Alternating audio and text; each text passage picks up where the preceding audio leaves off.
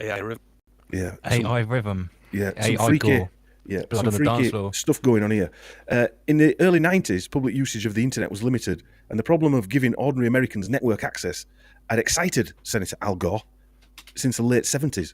Gore's involvement in then developing the internet while in Congress with internet pioneers, was noted by internet pioneers Vint Cerf and Bob Kahn, who said, as far back as the 70s, Congressman Gore promoted the idea of high-speed telecommunications as an engine for both economic growth and improvement of our educational system. So go on, sorry, it really is Al Gore. Is he a fucking psychic or what? Come on. It's almost like he planned the whole thing. Yeah. I mean, It makes you think that, doesn't it?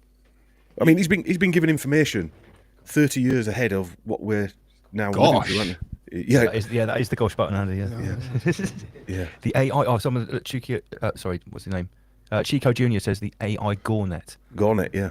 Gorenet, I like that. The Algonet. So now if you think about it, Algonet. he's captured people with the global climate warming change, because most of that's an online thing, isn't it? They're pushing it via social media, etc. And he was pushing the net, if you like, that's captured people Every step of the way. Every step of the way, yeah. Or in the web. Yeah, he was the first, apparently in America, this is what they're saying, he was the first elected official to grasp the potential of computer communications to have a broader impact than just improving the conduct of science. When the internet was still in early stages of its development, Congressman Gore provided intellectual leadership by helping create the vision of the potential benefits of high-speed computing and communication. Someone likes him. It's got his hand in so many pies. It's like when you sort of peered down into the Epstein hole. Like, it wasn't just this financier and playboy guy. It was like, right up there with the top of information technology, the top of the military industrial complex, gene editing. He had his own genetic farm where he was growing his own superior blood. Oh right, really? Oh yeah, we'll put in that list too. It seems like this guy is like, he's vice president. Yeah, almost became president. Almost became president. Yeah, probably should have been president if they'd have gone with the votes, but. Well, I think some of his family, what you're saying, some of his family were bidding against him, I think. Yeah, well, they're backing both sides, weren't they, by the looks of it? They always do. Some of his supporters. And when, as an example, he sponsored hearings on how advanced technologies might be put into use in areas like coordinating the response of government agencies to natural disasters and other crises. Like 2020. As a senator, Gore began to craft the High Performance Computing and Communication Act of 1991, often referred to as the Gore Bill, the Blood Bill. Mental. Yeah. So you guys unknowingly have been saying all this stuff. We were joking. We weren't joking. No. It taps into the algorithm. Yeah, you've been tuned into the algorithm. Maybe we reprogrammed it. Maybe it's speaking back to us. It knows how we think now, so it's just firing this stuff back at us, just to take the You piss out of Mandela us. affected it. Yeah, That's what I was thinking. Exactly that. A localized micro Nelson took place. Listen. I had it this week. The missus goes to me, didn't Judge Judy die in 2021? And I'm like, I don't know. I think so. Maybe. He was like, well, she's alive. I was like, oh, wait a minute. Is this like a Mandela effect? So I sort of had to check online. I was like, does anyone else remember Judge Judy dying? And no one else remembered. It was just me and my missus. I was like, no, that's just a localized micro Nelson. It's not an actual Mandela effect. That only happened to us. Like, maybe we just got it wrong. Yeah, you definitely need more than 2 years, Lance. You need more than 2 years. Yeah. But then someone said, oh no, there was a fakery, a fake story on the internet that she died, and who knows? Just quickly, I have an obscure Mandela effect, and Go on. I don't, Kurt Vonnegut, the writer, No. Breakfast of Champions. Anyway, Yeah. I thought he died pre-2000, and I could go into it, but it doesn't matter. But apparently he died in 2004 or 2005. But I remember him dying before 2000. So if anyone else has got anything on Kurt Vonnegut dying, he wrote Slaughterhouse-5 and Breakfast of Champions. House 5, did he really? Yeah, Slaughterhouse 5, Breakfast of Oh, Champions. Slaughterhouse 5. Yeah, Yeah. and I remember him dying like 8 years earlier than he did. Anyway, Does anyone sorry. anyone else actually remember Nelson Mandela dying in prison? Because I do. No, I don't. If I'm honest. I can't say I do. But This is the thing. Chris remembers the different coloured leg on, not R2D2, The CP3. two that got me about the Mandela effect is C-3PO's leg being silver, because it never was. I've been a massive Star Wars fan my entire life. No way was it silver. It wasn't. That's the, when I It's saw silver. that, I was like, that's It's silver. bullshit. And when I Mate, saw I've that got the- Mandela effect, I dragged out my old DVDs that I've got the box set of from fucking 20 years ago, put it on, and his leg's silver. He's got one silver Fucking leg. Demiurge changed it, mate. That's what Someone happened. changed it. And the other one is the James Bond one, Moonraker. Do you remember the Moonraker one? Yeah, Snell I got just said me. that here. George's teeth. girlfriend's teeth. Yeah. Because I have What actually, we I need- remember that. Yeah. We need to ring Auntie Covey up and get her to get us that Back to the Future car. They're the two Mandelas that got me anyway. I don't know about anyone else. Well, and the third Kurt Von Height one, but no one knows who he is, so that's a bit weird. It's a bit like yours, guys, like, to be fair. Yeah. Just experienced it on my own. So this picture is the High Performance Computer Act of 1991. We're nearly done now, actually. So, and this is what he pushed through. This is basically it was created and introduced by Gore and led to the development of the National Information Infrastructure and the funding of the National Research and Education Network. The funding allocation was $600 million. That's quite a lot in 1991. That's a lot. The Gore bill. Yeah, Hold it led on, me so- to the Gore bill. Yeah, sorry, Omar. No, I was just going to wonder how much education got that year.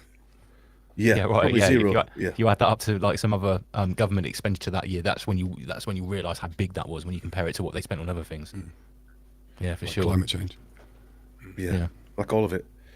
Now these two guys here, well, just a small bit on these. It led me into a different direction, but the guys that were commenting on that Gore was pushing the internet in the 70s, Vint Cerf and Bob Kahn, and they worked for the Advanced Research Projects Agency Network, ARPANET, and ARPANET was established by the United States Department of Defense, and also by the Advanced Research Projects Agency, ARPA.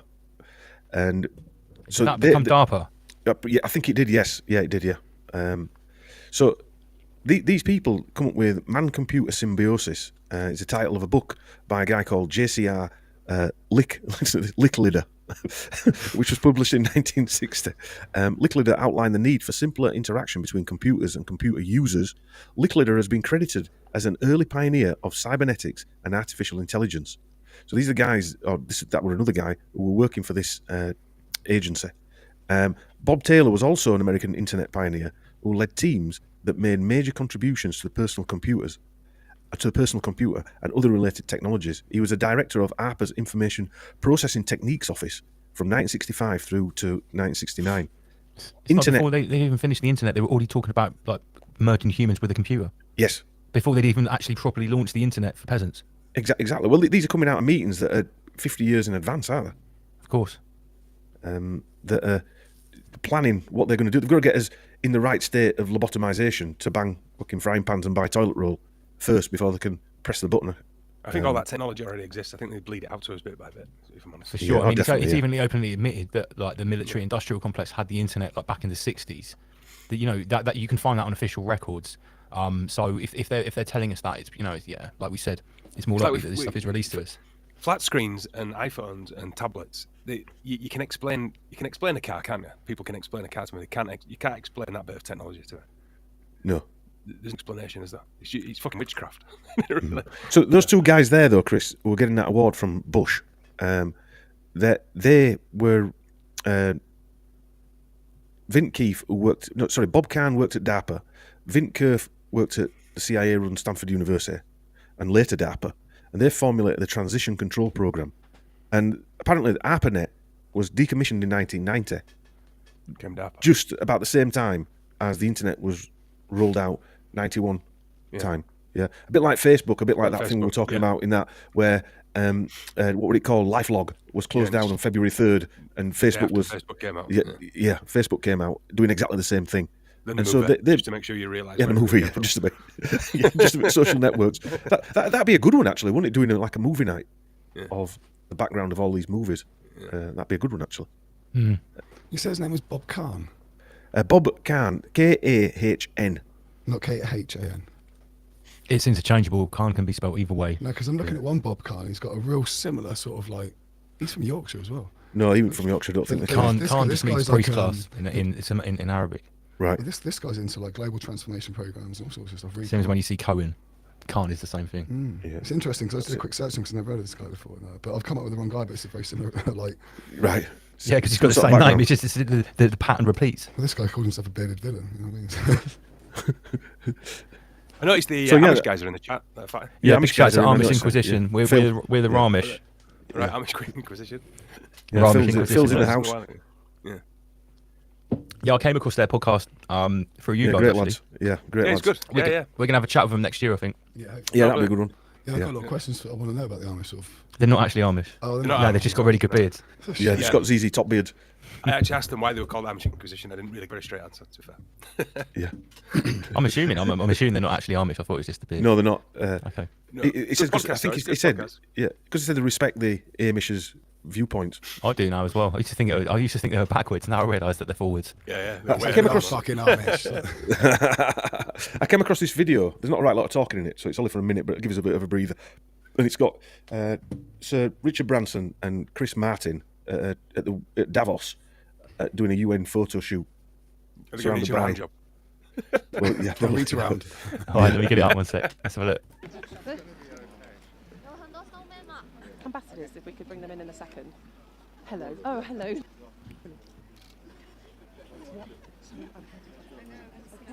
Okay, guys, have you got... Yep.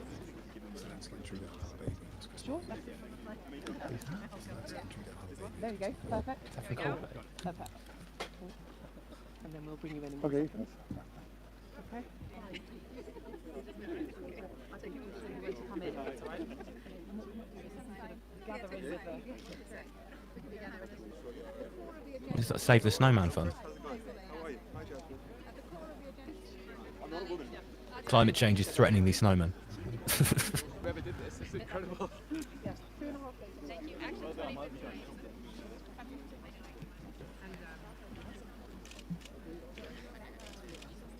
Is that all right?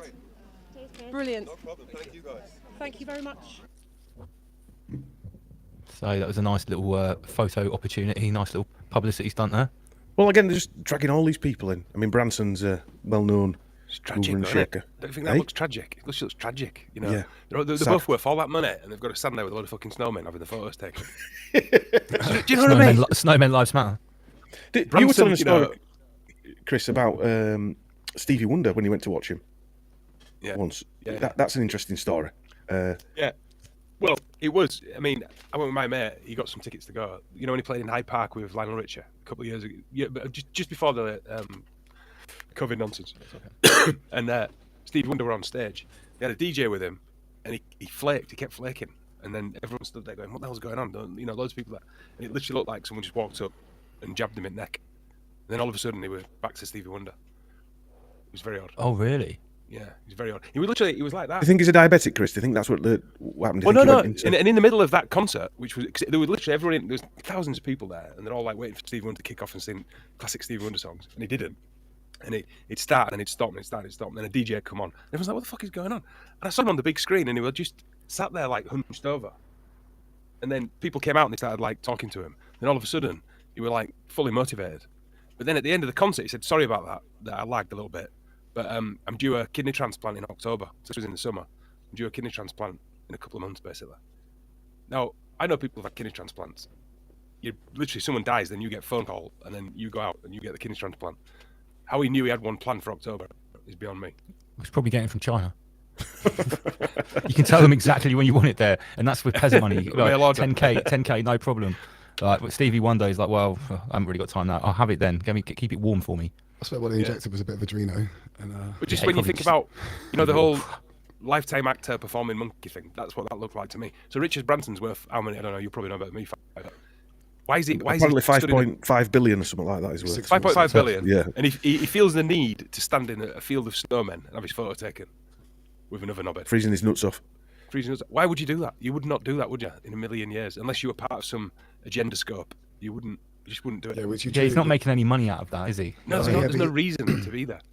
To keep his brand, his face is part of his brand. Don't forget, his beard is. Yeah, but even His beard is part of his brand. But even then, His look, his you know what I beard mean? he's reached the point at 5 billion where you don't really need to be involved in your brand anymore, do you? Or your branding. I suppose, yeah. Just get someone to draw a Kentucky Fried Chicken cartoon head here and use that. I just feel like Andy's like your. It looks a bit like him, You though. can't actually grow one.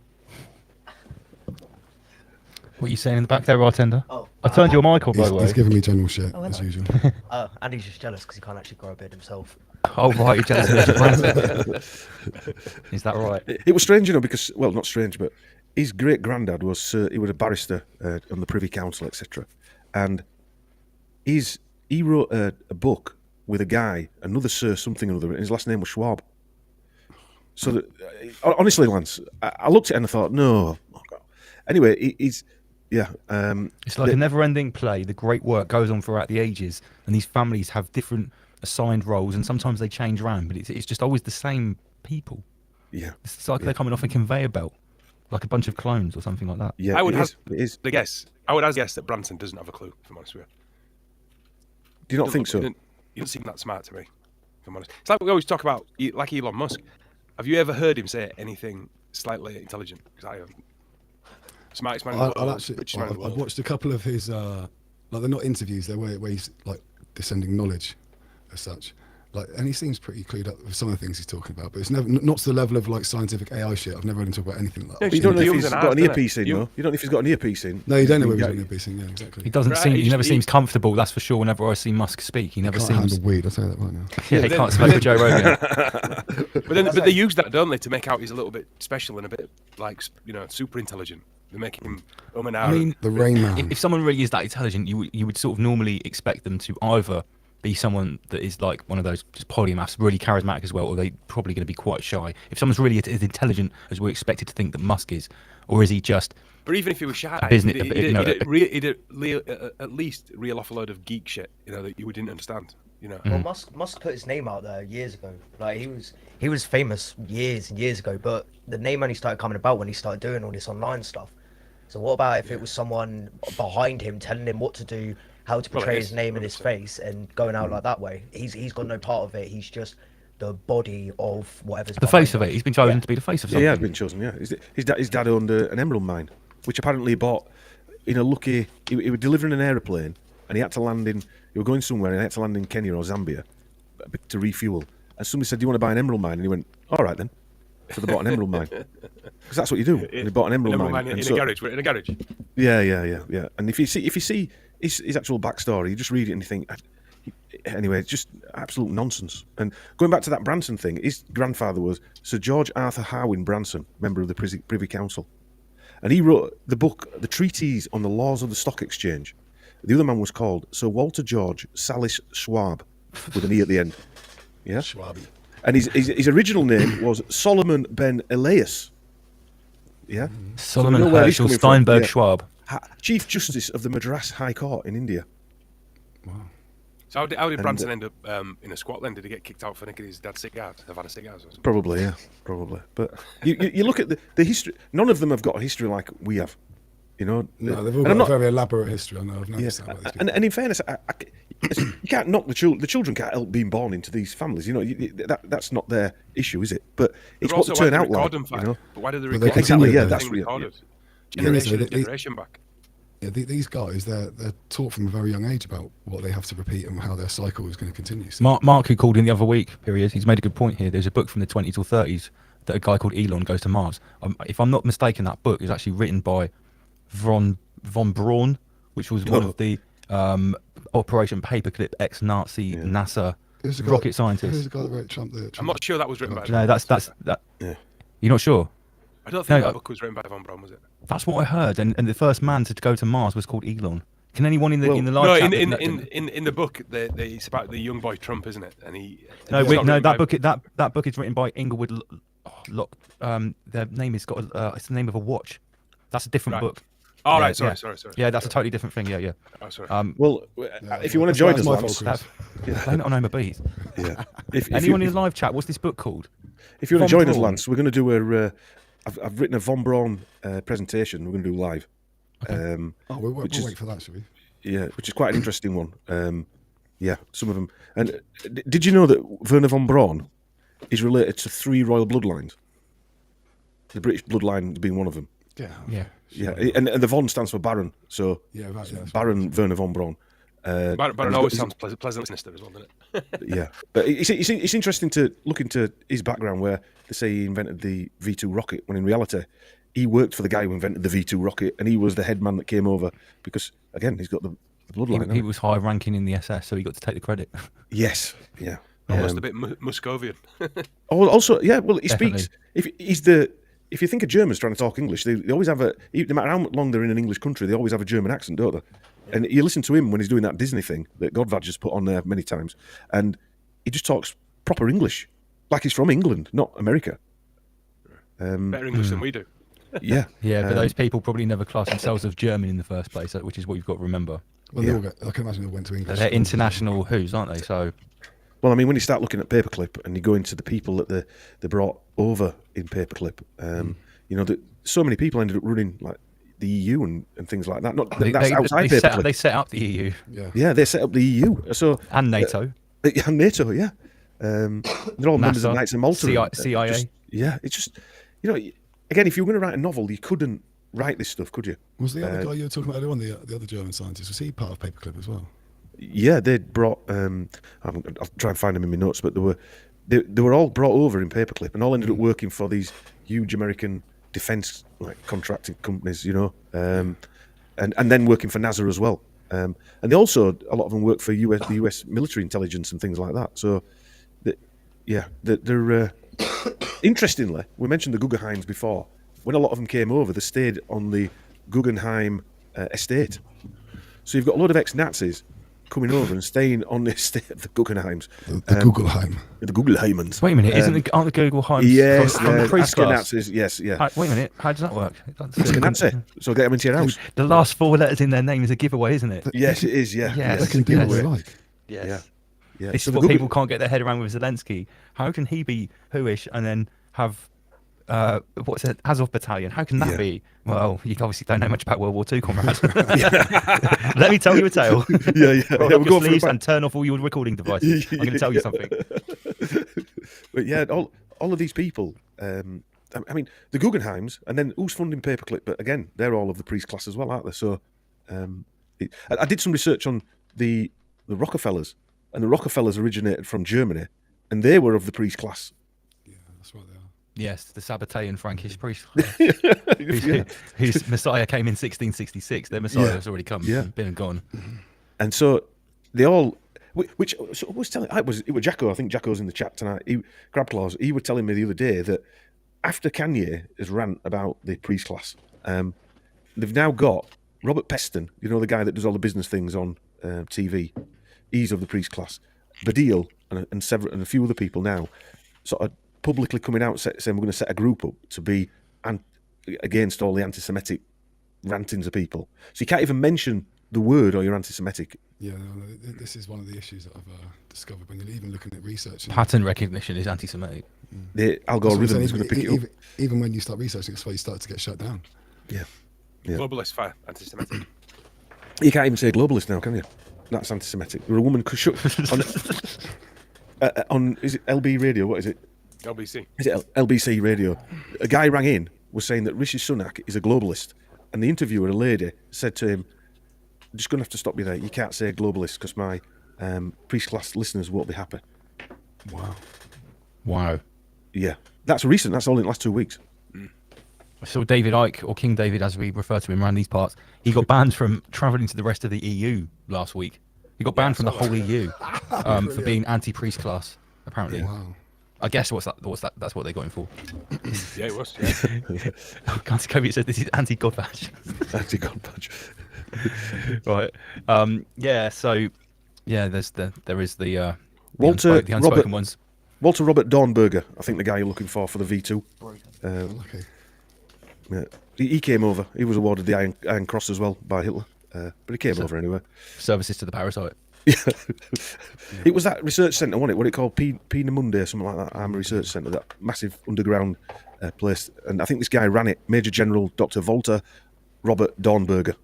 That's the name of it. From vegan Von burger. Domburger. Yeah, a vegan From burger. Wakefield. Yeah, it's from Yeah, Wakefield. Yeah, That's what made me laugh. The vegan burger. yeah. So he was the guy that came over. Grab Cause put on there a minute ago. I forgot to tell you earlier on. He said, "Can you stop telling people I watch OnlyFans?" He didn't watch it all the time. He's not watching it tonight. He's got a split screen. He's got us on one screen and OnlyFans on the other. Yeah. Who's he subscribed to on OnlyFans? Have you got OnlyFans, Chris? No, I've never seen it. We didn't even know what it was until Jacko told us. Recommended it. Yeah, recommend it. Don't watch TV, Jacko. What should I watch? OnlyFans. So anyway, there you go with Al Gore. I actually had to water that down because it would have gone on for about 5 hours. But Thank you for condensing it for us. yeah. I mean, That was a good little dive into the Al Gore. it was good. Yeah. I'm not going to lie. I'm quite surprised. I didn't know Al Gore was quite so deep as that. Like, No, I thought you take a little look at him. For example, you quickly Wikipedia him, for example. Right? He's obviously, mate. It just he's looks obviously boring. well loved. He's Yeah. well loved by the controllers, isn't it? That's But it clear, doesn't- because it he's doesn't- been given a lot of stuff on it to do. And So all the things you spoke about, you see, they aren't really on his history, on his like database history as such, because and they're all quite big achievements. So yeah, they don't really want you to know this about him. It's weird. yeah, he's not like heralded as one of the guys that sort of like, paved the way for the internet. No, Doesn't tell you that. no. Jacko says, I "I'm don't- always watching OnlyFans, you knobhead." Oh, Jason is denying these allegations. You didn't watch it. He's on it. Yeah, he's on it. 32,000 subscribers. Does it have a crustacean section on the OnlyFans? All right. Section, So yeah. while we still got you here, and before we switch over to music from the bartender, let's talk about climate change and some of the other stuff that's been coming out. Look at these. Here's some other things I picked out. Studies now show that microplastics might act as a beneficial dietary fiber. What? Oh, I had to check. Yeah, I had to check this out and make sure it wasn't a that meme. can't be real. No, it is real. I it is saw real. that. Yeah, no, I saw that. Yeah. No, That's obviously, not very carbon friendly, though, is it? I don't think they're trying to suggest that like the random microplastics that you already get out of like fish and stuff are actually good for you. They're saying they can make these new type of microplastics. They've actually got nanotechnology in them, so they break down your food when you eat them. I read that, Lance, and it said, if you read into the article, it said, not we're going to do it, but if things get bad and we need another form of So what does that mean? nutrition, we can do If it gets so bad, you get so drenched, you're drowning in microplastics. What are they going to do? Fuck We'll make a new bark. type of microplastic that actually helps you, and we'll pump that out on top of all the other ones. Oh, great! But it feels like there's an episode of Family Guy that I watched the other day. It was when Stewie and Brian went into the future, Yeah. and Brian needs to go for a shit, and Stewie literally just gives him a pill, and it gets rid of everything.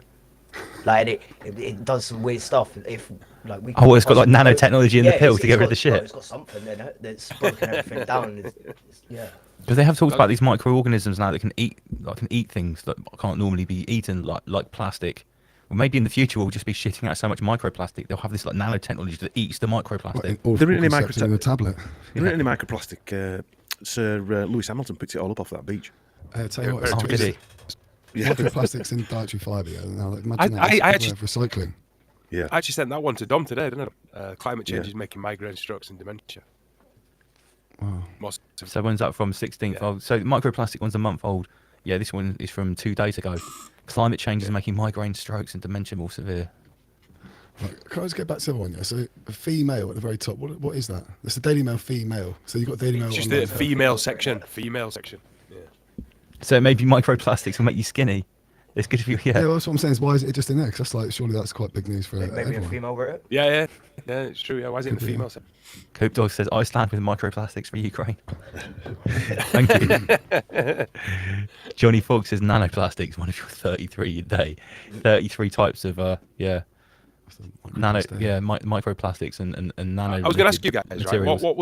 When was the first time you heard in your memory, even like being going back to being a child, when was the first time you heard anything about climate change? Because mine was, I remember being a kid and the teacher saying, airsprays were going to break the ozone. Yeah, that's what that I was mine remember. as well, the ozone layer, yeah. What's happened to the ozone shit then? That's For gone. fridges, I remember fridges. You couldn't dump your Fridges. fridges. Greenhouse gases, greenhouse CFCs. gases, the greenhouse effects. That's what it was. I remember. That's what it was. That's how it's first labeled It's changed to me. so many times, hasn't it? Freezing, climate warming, blah, blah, blah. But I remember when I was a kid, it was aerosols. Yeah, That No, doesn't seem to be my- mentioned anymore. My secondary gone. school decided to try and get rid of deodorant cans. Right. One, because of all the asthmatic kids, but second off because my head teacher then was like really into like the whole global warming stuff and everything like that. So they tried changing my school about, trying to get all these things in, but no one higher up would. What year was that? Would you listen to them? That was last year. No, this has got to be like. Are you sure it wasn't because everyone was just sniffing links through a sock? No more aerosols. Links Africa. It's like 5 years ago now. So, but you're talking about was probably my age. So we're talking about a retro global climate warming bullshit. Because I've not heard the I think ozone that's the mentioned influence. That's the influence that teacher got. His learning was. Yeah, like exactly. that, you know, I've not so heard the he's like ozone mentioned for years. The book repetition syndrome, you know. Yeah. FPV Angel says it's what they're spraying. Maybe Yeah. we should talk about They need that to be because spraying bath, man. we're talking about climate Well, I change. said on one of our podcasts the other day, I went up to Yorkshire recently for a friend's birthday, to where me and Dom grew up, and because I went up there with fresh eyes, and I've not been up there for a bit, I could not believe how much spraying was going on. It was the sky was full, zigzagging across the sky, and I just thought back to being a kid, and I thought that did not exist. I never saw any of that when I was a kid. It just did not Yeah. exist. I even pointed it out Cam- to my Cam mum was and right. dad earlier this year, and I said, look, it was one day, and it was in the summer this year, and everyone was posting about it online. It was really badly sprayed this one particular day. I said to mum and dad, I said, look out there, look at that. And they said, oh yeah, what's that? I said, did you ever remember the skies being like that before? They said, no. What is it like that now? I said, it's like that all the time. Have you not noticed? They're like, no, we've never seen that before. I was like, this It's been happens all stu- the time now. Yeah. I think it's been.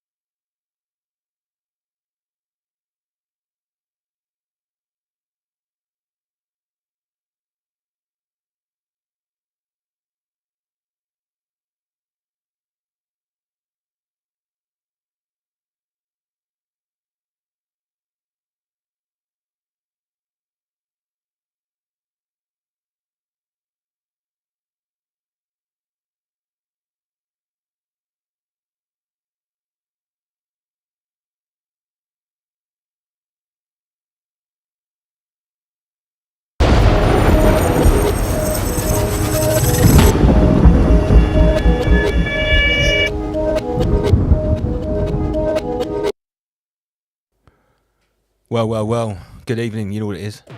Rise above, generate, rise above, extinguish fear, rise above, abstract. It's the midweek chat. Just waiting for Master Lee to turn up. I don't start the midweek chat on my own, no notes, and there's quite a lot to chat already about this week. As you lot, I'm sure, have already gathered, welcome to Rise Above midweek. Here we got in the chat room already, Sasha English, big up Marky Boy. Thanks to everyone tuning in on Facebook and on YouTube. It's our little midweek catch up. Oh, here he is. He appears out of the ether. Welcome, Inner Guardians. Salutations. Salutations. Let me turn you up. That's better. And third force elucidations. Definitely, yeah. Whoa. And powerful downloads as well. For both of us, by all accounts. Yeah, I'm still a bit wobbly, to be honest. Mate, I'm drinking red wine on a Wednesday night to actually sort of try and ground myself a little bit. I've hardly slept. Yeah. I've obviously, this is Wednesday, I've written no notes. I've got no notes and I've got no topics apart from the whirlwind of things in my head. Yeah. That's been sort of spiraling since Friday. Is it fair to say that? Yeah, something's been triggered. Something has been triggered. And I mean, I feel like we have potentially opened up some kind of rabbit hole. It's like we've opened some sort of portal that now the 33 is coming through. The Eye of Ra. Yeah, the Eye of Ra has been fully activated. It really has. And I'm sure, we might have some naysayers watching and think, well, these guys are off their heads. But we also have many other people that have been avidly watching and possibly casually watching. And I know that they've noticed something that's happened in the last couple of weeks that seems to be leaking out into the observable reality around us as well, which is quite startling at times, as you and me have been chatting about. Yeah, well, yeah, it can be very subtle as well. It's always the subtle things that you need to look out for. So we had the show Well, on Friday. It's all about paying attention. Yeah, right. Okay. That's how we pay. Remember, nothing's for free in this realm. There's no credit. No. And the way that we pay is we pay attention. Yeah, and there has been an awful lot to pay attention to. I felt like at times I was having my face held up to it, and I couldn't stop watching. But it's like, for me, I mean, it started really on Saturday. I noticed, like, because on a Saturday after the show, I sort of get up at 10 o'clock, a little bit late, maybe, have a bit of a sore head, and I sit at the console and I start looking at reviewing the show, maybe editing it and stuff. Yeah. But I just noticed they were just like, okay, the energy's building. There's stuff going on. I knew that the footy was the next day, which the energy harvesting ritual was coming up. Yeah.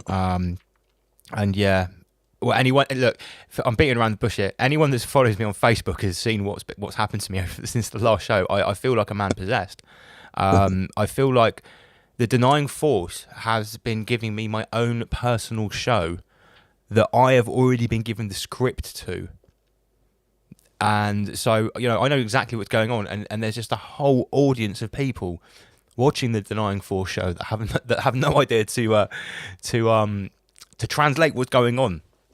Yeah. And then obviously we had the Bread and Circus Festival on Sunday. Now I want to talk a little bit about that because I'm sure you didn't watch. Did you watch it? No, I didn't watch it. I was trying to follow it on social media, so I kind of got the gist of the scoreline. Yeah, but this then is what I did as well. To be fair, right, I should have put money on it because I predicted Italy to win on penalties. Yeah, I did as well. I've actually recorded it in terms of, like, I've got messages that I message people when they ask me what I thought the result would be. I said Italy on penalties.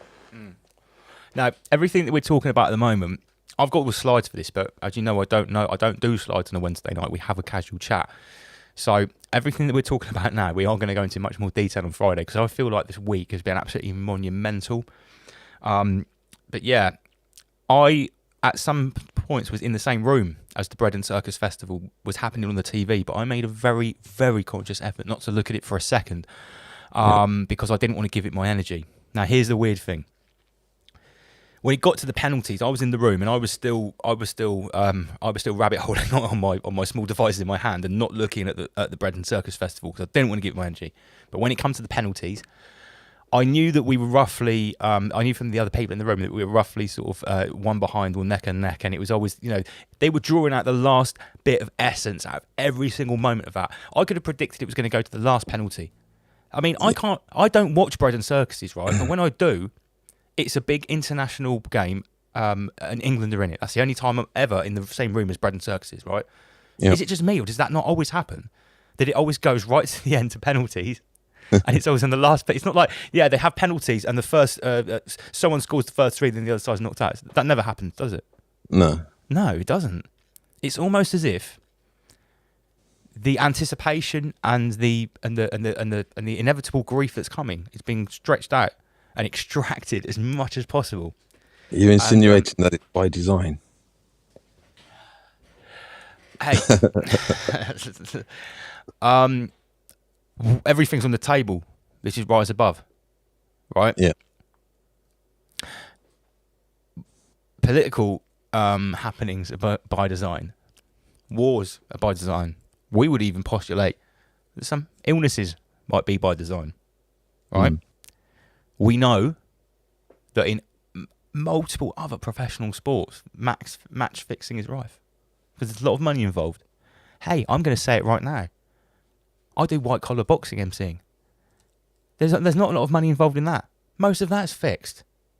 And there's only a few £100 involved or a few £1,000. When there's a few £1 billion involved and there's that much essence at stake, yeah, are we really in a position to think that they're just going to leave that to the to chance? I'm postulating here. I'm not saying anything.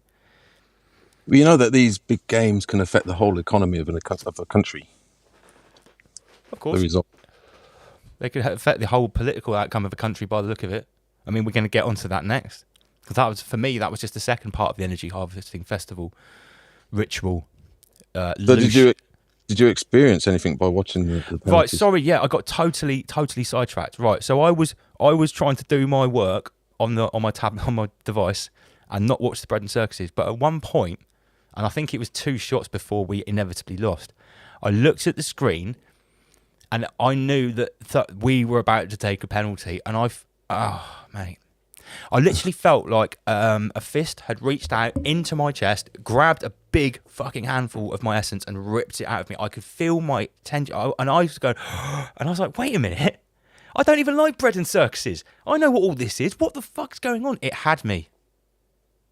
By the grapes. It had me by the grapes, by the metaphysical grapes, and it was squeezing my metaphysical grapes like that.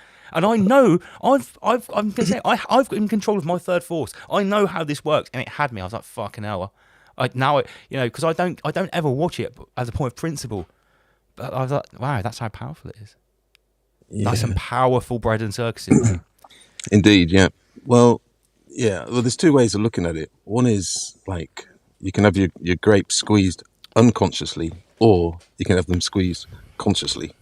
Yeah. Now, if they're squeezed consciously, you've then got a chance of actually drinking your own wine, or the wine that comes from it, as opposed to those that have their grapes squeezed unconsciously. Someone They just else get is drinking frightened their off. wine. Yeah. Yeah. So I would postulate that a lot of people had their grapes squeezed by that ritual, and the parasite absolutely gorged itself. For anyone that's seen my Facebook post, I'm going to say I was on fire after that. Like I hit the nail on the head with that parasite picture, and even people that like football, I expected a lot of backlash of that post, because there's a lot of people that follow me that really like football, and I'm not saying there's anything wrong with football per se. Okay, I'm talking about an energy harvesting ritual. Well, there's not a lot wrong with a lot of things. It's a case of whether you're the experiencer or the experience. Or the experienced. You have been experienced. Someone has experienced you. Yeah. That's all there is. There's just a difference. It's just the quality of your consciousness as to whether you can be the experiencer or the observer of the phenomenon. Yeah. Now, what happened the day after the big bread and circuses energy feast?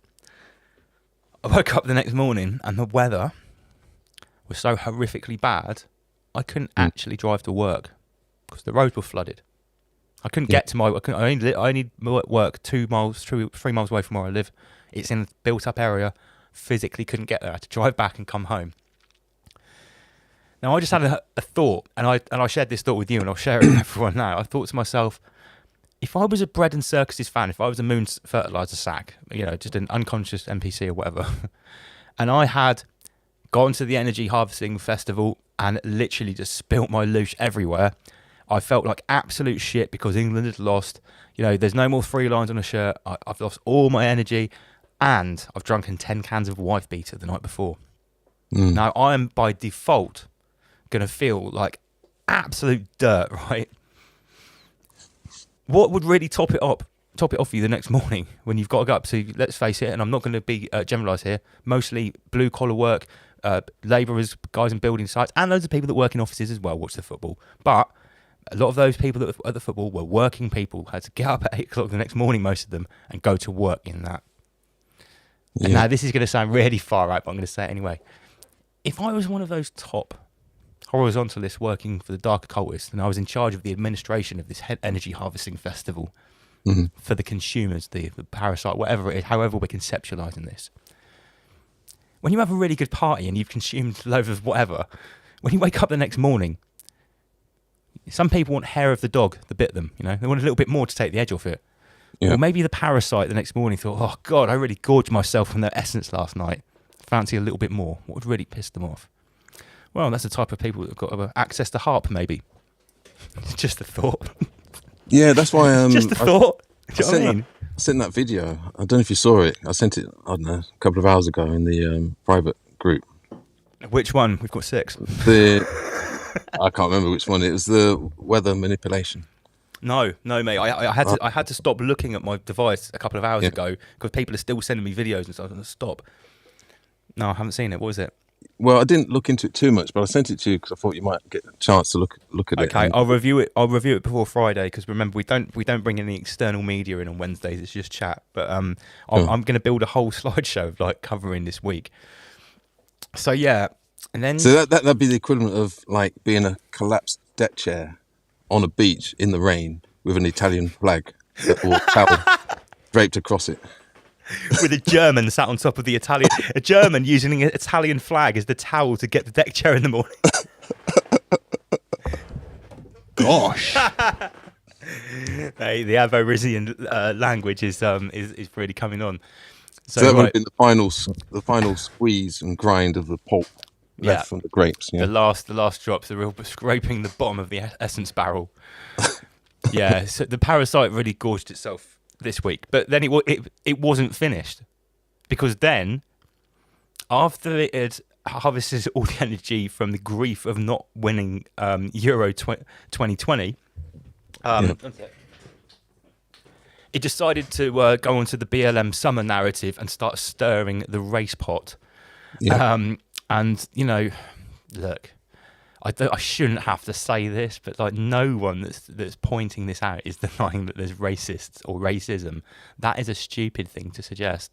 What we're pointing out when we talk about this is the way that the media is using various different techniques to, again, harvest negative energy. I'm going to come back to this theme, because we always try to go one step deeper.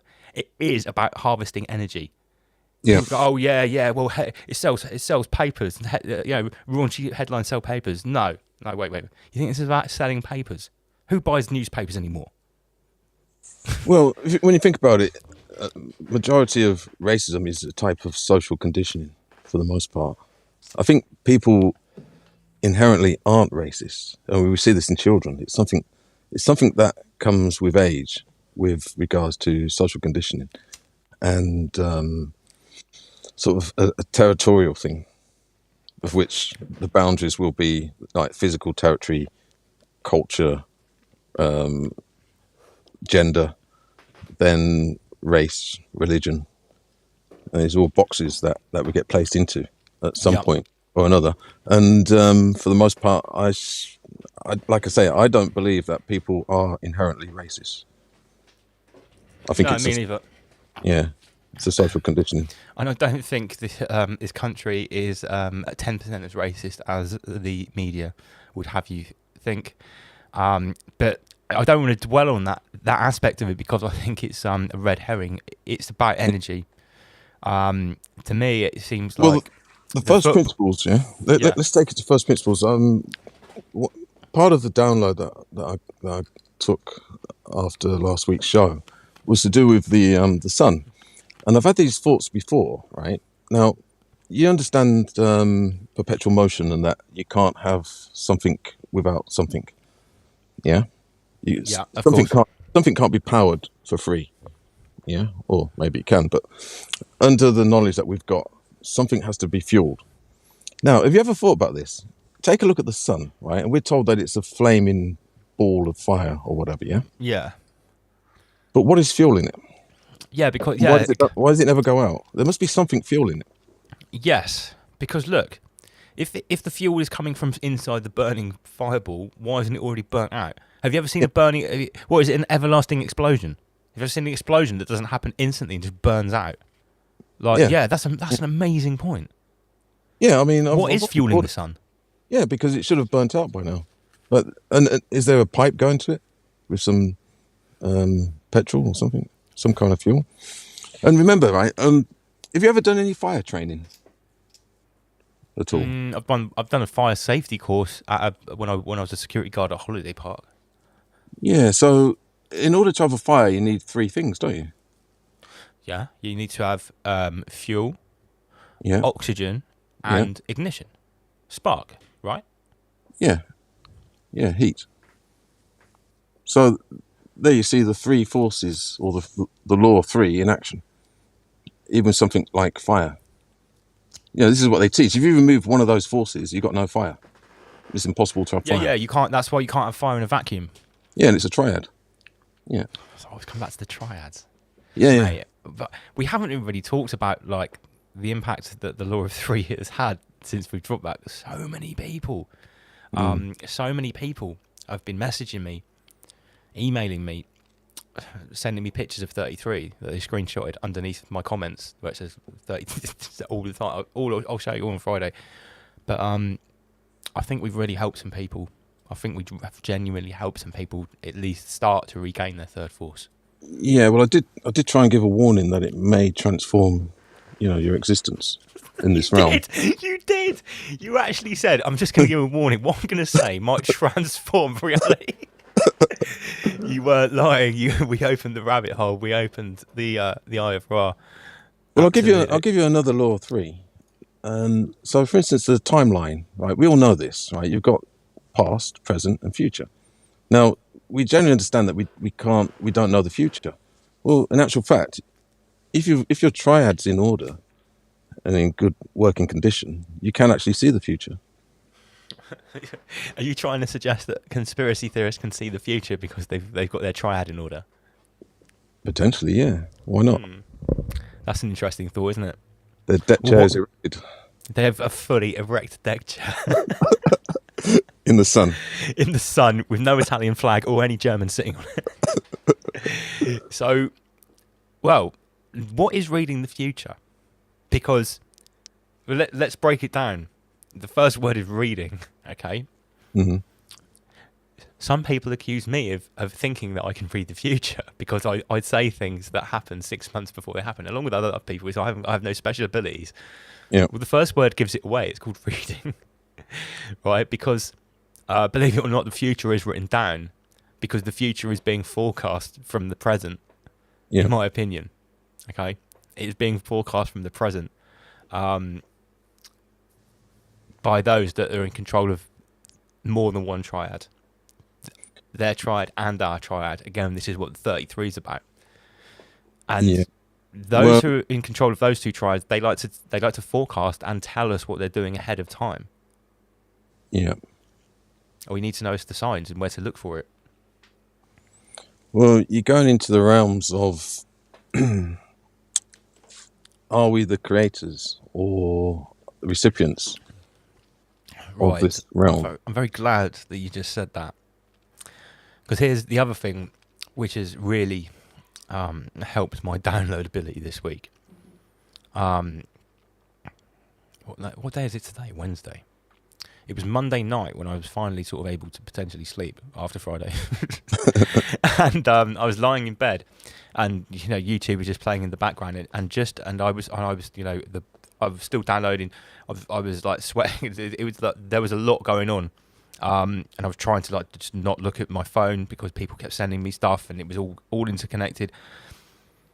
And then on YouTube, Ra started speaking. It said, "I am Ra," and it was a recording of the Law of One, the channelings of Ra. Okay, and obviously this is something I spoke to about before, and I know you've looked into it.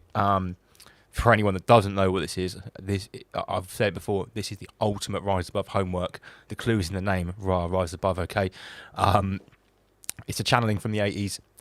I would say it's the closest thing to the undiluted or the undistorted sacred teaching of all existence. But the start of the channeling, he starts it with, "I am Ra." And I was just lying there, so this electronic voice comes on, "I am Ra," and the channeling starts. And to say like I felt like it was speaking directly to me would probably be an understatement. Again, to naysayers and to those who are still only with two forces on the horizontal line, this will sound like the words of a madman. Ra talks about the fact that we are the creator. We are co-creators. Yeah. And Ra conceptualizes... Well, we can be. We can be, yes. Yeah. We are not by... we should be by default, but we are not... We're not inherently, but we can be. Well, remember weeks ago or even months ago, I said that nature takes us up to a certain point naturally, and then it leaves you there, and then it's down to your decision as to whether you want to actually evolve further than that point. Yeah, you have to. We are the only creatures, right, that actually have to make an effort in this realm to transcend. Yeah. All of the creatures have absolutely no ambition to transcend other than what they already are. Yeah.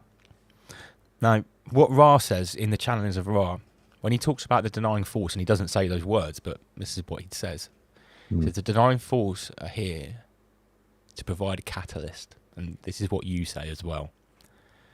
And you say, this catalyst, they are trying to negatively charge us. Okay? Because in their minds, the more we're negatively charged in this negative cycle, then our next harvest may be positive. Yeah. Now, this made me think really hard, right? I've honestly felt like I've been channeling something in the last couple of days, and my activity has been. I had no choice about those posts I was making; they were happening. Though the information was coming to me, I was processing it, I was putting it out, and I was trying to de-occult what was happening in real time. And I thought to myself, and I tried to use this theme of this catalyst. What have I actually been doing, right? Well, it's catalytic conversion. Now listen, they're providing a catalyst to try and harvest as much negative energy as they can from negative emotions like fear, anger, jealousy, rage, etc. Disappointment, yeah. Okay. Well, through whatever I've been doing and whatever my abilities or my learnings have been, I have got the ability to see that very, very clearly for what it is. Like I said, I felt this week like I've had a direct channel to the director's cut of what the denying force is doing. Yeah. Well, if I can take that catalyst and convert it into an inverted energy, or whatever you want to call it, de-occultism, basically, I'm converting it into an energy which is de-occulting the denying force. Because if anyone's been watching my post this week, everything that they've done, I've tried to counteract it. Master Lee, have you ever seen a one-handed puppet master? The hidden hand. No, like like a traditional puppet, a puppeteer. You've never seen one with one hand? Well, the puppet's got one hand. No, the puppeteer. I've never seen a one-handed puppeteer. Well, they normally got two. Of two course. Puppets. Okay. Yeah. And the point that I'm getting at, the puppet master always has two hands. So what I saw online this week, and I hope I shook some people up. I saw a lot of people that are completely on board to the way that the denying force works with the Soviet Union. Yeah. But as soon as it did exactly the same thing with another medium, which was the football and racism, I couldn't see it. Yeah. So when I say I've never seen a one-handed puppet master, I'm sure there's a one-handed puppeteer somewhere, but he can only do one puppet like that. It's not very impressive. A puppet master always uses the left hand and the right hand. And that doesn't mean necessarily the two opposing forces of one argument, i.e. Tory, Labour, whatever. Red and blue. It means blue. that while you're, it doesn't necessarily mean when it means if you've identified the puppet master's hand over here doing this, well, if something else happens over here, then you should always ultimately assume that that's the puppet master's hand as well, because most of the time you'll find out it is. So yeah, catalytic conversion. Well, here's one for you, right? In protection or personal protection. So, for instance, if somebody rings your doorbell, and this is in context with personal protection, technically, you should actually check the back door because it's a distraction. So if there's a commotion, how many people do that? How many people do that? None. No. Nobody. But you do, don't you? You check. Well, it's the command room. It's literally like a foundation principle of personal protection, the art of distraction. Look at how pickpockets operate. Distraction. Yeah. It's it's basics really. When we think about it. It is because for, again, anyone that's following some of the posts I made, it's not easy. It's not difficult to pick apart. Well, it's not difficult to show that is a puppet master's hand when you look past the very thin veneer. Racist tweets, bot farms in India. Look, yeah. Well, it's like I was trying to say last week or the week before that this whole spearing program. They told us it was one thing. It's the old people It's nothing to do. The youngsters have got nothing to worry about. And then look what's happening now. What are they going for now? Yeah. The complete opposite. Well, yeah, because the puppet master's hand is over here with Marcus Rashford and Raheem Sterling and that. They've made those guys out to be saints, and then they've just fed them to the lions. It's mental when you realise how this works. But this is also embedded in the occult and the esoteric teachings. The whole thing about as above, so below. Yeah, that is actually used against the vast majority of the population and occultists. As above, so below. Think about it. Think of the pyramid. As above, so below. In actual fact, it should be as below, so above, or as within, so without. Now, this is the greatest trick of all time. So we automatically assume or say quite happily, as without, so within, as above, so below. But when you actually look at that in itself, what is it telling you? It means that you're the effect, not the cause. You can be manipulated from above. Yeah, from without. it automatically puts you at the bottom of the triad. Yeah. It puts you at the bottom of an upside down triad. Yeah. Yeah. And there's lots of occultists that don't even pick up on that. Because at the end of the day, let's face it, the dark occultist, the real dark occultist, or the negatively charged fourth dimensional entities, as Ra would call them, that actually walk the earth as humans, Mm-hmm. they are slaves. They might be doing service to self here in this realm. Yeah. But the reason that they're having to do 95% negatively charged service to self is because they're serving a master who demands it. Mm. And they will ultimately feel the karmic effects of what they do as well. Oh, I feel so different after recharging on the Law of One this week. Honestly, I feel ready to become man number 4 now. Absolutely ready to learn the fourth force. Absolutely ready. Yeah, I mean, these numbers, they keep coming up. I mean, what dimension do they say we live in? The third dimension. Third dimension. Yeah. Is it coincidence that it's the third dimension?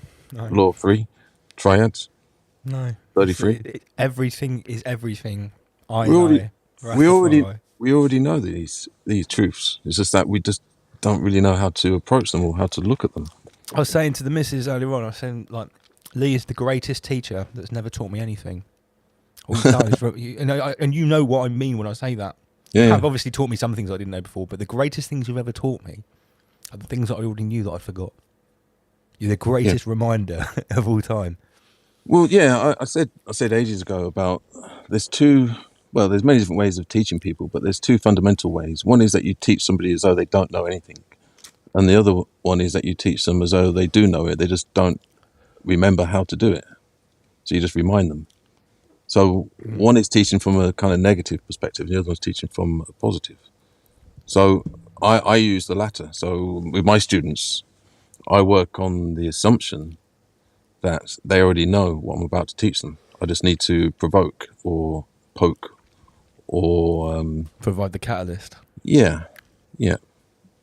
Provide the and this is what the denying force. See, the denying force can actually be very useful if you understand how the laws work.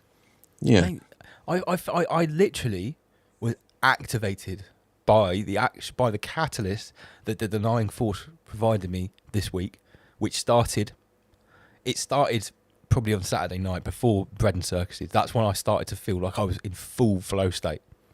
I wasn't even using the fire system anymore. The fire system for me is a day-to-day system of recognition and activation. Focus, intent, remember, and execute. Those are all conscious decisions put into hierarchy, put into a linear pattern for maximum effect. Well, when the denying force started to really present itself to me on Saturday evening, when I was just looking, I sit here with all these screens. I have all these screens for a reason. It's so I can take in more. I'll tell you what, this week, if I had 2 keyboards and 4 arms, I could have really done some damage. But when it started charging me, especially during the bread and circuses on Sunday, I really felt it. I literally was in flow state. The fire system was way back there, and it was just happening. I actually felt not that I didn't feel in control, but it was something that was happening. And then Richard Branson happened. Just to top it off after the energy heart. Well, It's it was another coincidence. Yes, it is. Let's put it like this, because once the bread and circuses and the race baiting energy harvesting finishes, it was like, right, let's stop. We've got all the negative energy now. Let's get a bit of fake wonder and awe. That's what it felt like to me. On the verge of galactic. Did you see the video that I sent about the altimeter? Yeah, I did. Yeah. About how the feed cut. Was it Harry that sent that to me this morning? Someone sent that to me this morning, like, you know, when I was trying to stop the downloads. I woke up at like 8 o'clock this morning. Lance, look at this, and you know, my phone has been like an Uzi 9mm today, just with the notifications going off. People sending me 33. So yeah, Branson, he's flying up in his spaceship, and at 2 minutes 30, so that's 2 3s, or roughly just after 2 minutes 30, the screen starts shaking, and the altimeter suddenly goes to 0. Yeah. But if you look at the last number on the altimeter before the screen, something happened to the stream. There was a bit of glitching, and the altimeter clearly went 0. The last number on there was 179,000 feet and something. It was on there for a millisecond. Yeah. So what? If you Google how many miles that is, it's 33. It was 33.9 miles. Yeah. No. No. There is a certain student. Are you surprised? No, I'm not surprised at all. Okay. But there was one rather reluctant student of the Aborisian Mystery School. He sits at the back of the class and he pretends not to listen, but he does. He pointed out, we'll call him Des, because we don't want to dox people online. Des Beddoes, we'll call him. Des is very interested, but he's also super skeptical. As you know, we've been interacting. I've been interacting with him for a long time. I've known the guy for a long time. You've been interacting a little bit. Yeah. He said, "Well, that's not a bad thing, you know." No. I invite skepticism, because for people that are sitting on the fence, there's no point in me just preaching to the choir. I need some taxing questions. Yeah. For people that are sitting on the fence, they need these questions. So we welcome Des. Well, he pointed out that, you know, wouldn't it have been good if it was exactly 1,800, exactly 33?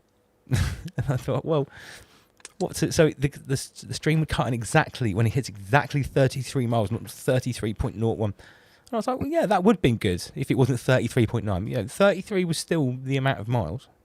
But I said, if it was exactly 33 miles, would that have made a difference? Would it have, you know, swayed you? So there might be something going on here. But yeah, I mean, it's not the only time that 33 has literally head dived into what we've been discussing, or the occulting. Yeah. It's sort of, it seems to be like just photo bombing everything that I'm doing. No, literally, and I'm going to show this on Friday, because loads of people watching will probably be some of the people who have been sending me stuff. It's like, well, the general conclusion with regards to the Richard Branson expedition is that it's so the outer limit. Yeah, it's a complete occult ritual. Yeah. And they're kind of, I mean, personally, I don't think they actually did anything of the sorts. I think they just went up and back down again. Well, he probably just did whatever they do every time they go up and do one of those flightless flights where you simulate weightlessness. They've been doing it for decades. Yeah. Go up to the edge of the atmosphere and dive down so everyone feels weightless. Whoa, we went to space. Yeah. Well, what I think it's all to do with is that it's part of a ritual where they're sending the energy up, and they're getting everybody to look in a particular direction. I mean, I've mentioned this many times, and remember, their objective is to keep you in the 3D.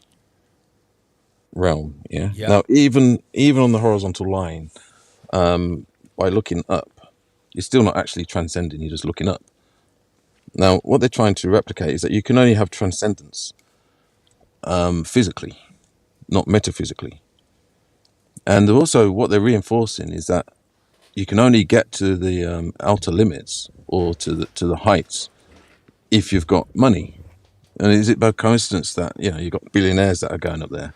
Oh yeah, So and also what I got. Go on. so they're reinforcing the need to be wealthy. Monetizing space. Well, they're monetizing transcendence because it's only for it's only for the wealthy elite that can reach such heights. Now, if you notice, they're using the mantra of like this will be accessible to everybody at some point. Everyone's got 33 million bitcoins. Well, they're saying that they're doing this so that everybody can go up there one day, but I think that would be just. Of course, are we really going to be floating around, the outer limits of the atmosphere? I don't think so. I think they're just using a precursor for the synthetic upload or the augmented reality or AI. Artificial reality with regards to like headsets. I did mention this in one of the groups. Yeah, you did. You like, what's the point in spending all that money and risking going up there and burning all of that fuel, right? Okay, let's think about it. We are supposed to be entering this new zero carbon universe, whatever. Yeah. Zero carbon universe. But everyone's going to be going to space, and like, because we know how much like fuel it takes to get out of the atmosphere. That's a lot of combustion. A lot of combustion. Yeah. It would be much easier just to put some goggles on, wouldn't it? Yeah, which is what they'll do. I mean, would anybody know the difference if you're putting some kind of pod and put a headset on you?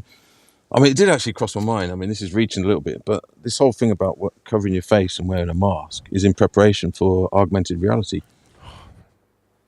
So Mate, nothing's reaching anymore. Nothing's reaching. So, in a few years' time, I mean, look, they've got to ease us into it slowly. The notion of covering your face as being a virtue or a great thing, and that offers freedom, is just one step away from them saying, here you go, here's a headset, stick this on, or a helmet, put this on. You're going to go to the outer limits.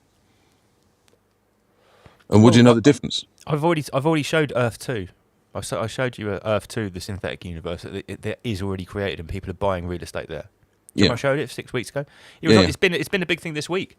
That there are like absolute record sales of land in Earth 2. Like I think like the prices of land in Earth 2 are skyrocketing more than on Earth.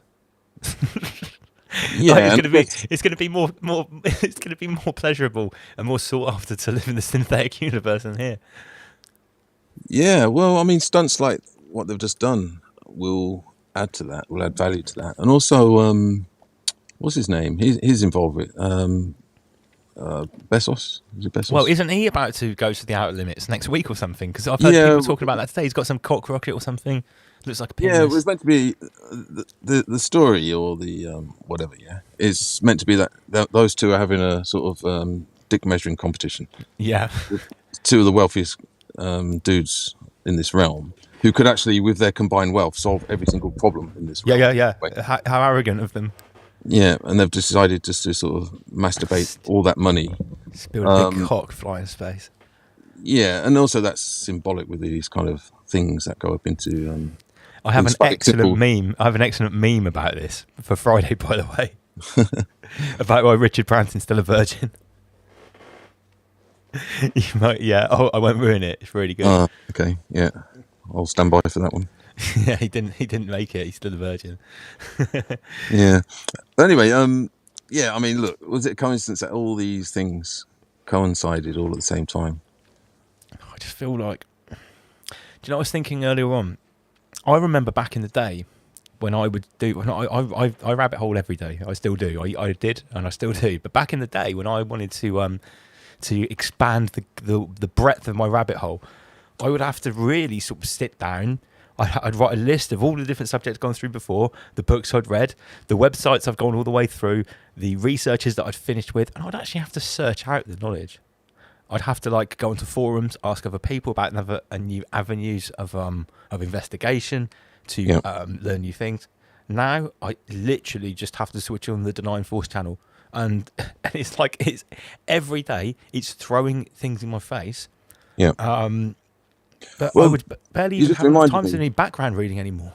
Yeah, you just reminded me of something. So the modern or quantum occultists, as I call them, they're sort of saying or suggesting that this Richard Branson activity that happened the other day is all to do with high altitude thinking. So literally, they are showing us what we're meant to be doing. So, for instance, we all know that saying. I mean, I'm probably going to butcher it now, but it's something to do with you need like a higher level of thinking to solve a problem. So you can't solve a problem on the same level. You can't solve a problem with the same level of consciousness that created it. Yeah. Yeah. So you need high altitude thinking. Yeah. Which actually creates a triad, by the way. So it's symbolized in the shape of the pyramid. So your level of thinking is raised. So that means that you've got high altitude thinking. Then you can look down at the problem and solve it. The solution. Remember, I said the solution is always in the elevated point. Change your attitude, alter your. No, wait a minute. Alter your attitude and change your altitude. That comes from one of our fans, Diego Sanchez. Okay. Yeah. I really like that.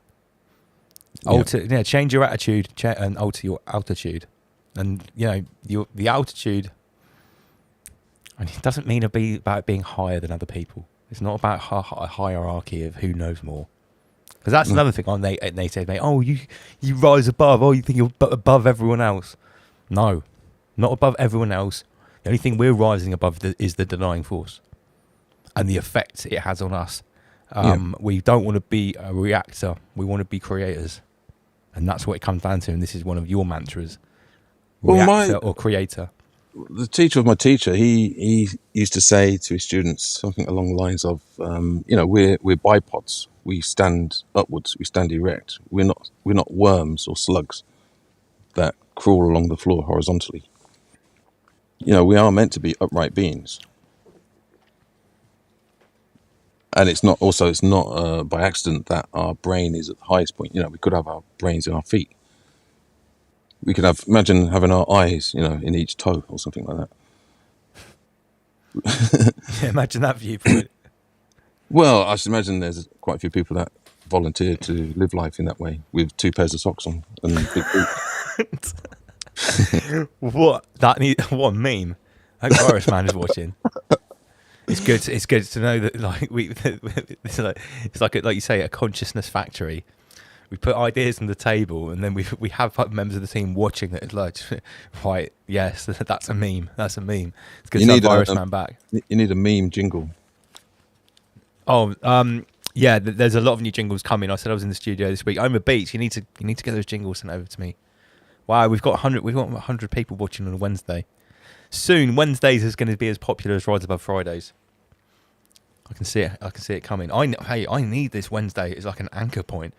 Because if I didn't have this conversation now before Friday, I think like this conversation is me downloading my download. You know what I mean? Yeah. Yeah, I can't believe the next show's in 2 days already. It feels like I don't know what it feels like. Well, look, I mean, we're living in an asylum, so this is almost like a counselling session. Absolutely. The Friday night where like the patients can sort of it's group therapy. That's what it is. Yeah, a group hug. No, yeah. But look, right? These are cult groups, esoteric groups. That's what they do. They meet up once a week, once every 2 weeks, or once a month, and it's literally like a couple of hours of sanity before you go back into the asylum. Yeah. Well, we're just a dear cult group, aren't we? Because like anyone can watch this show. You don't have to know a secret password. No. Yeah. Although we do need to have something like the 33 private club or something. Oh, what? No, I'm joking. 33 Club. No, no, that would go against our whole ethos of being the occultists. Yeah. But maybe there should be. I feel like there should be like an initiation pool, because like I do worry sometimes, right, for brand new viewers, because now we have surpassed level 33. It's gonna be show 35 this week. I'll tell you what, I don't know about anybody else. My life has changed since episode 33.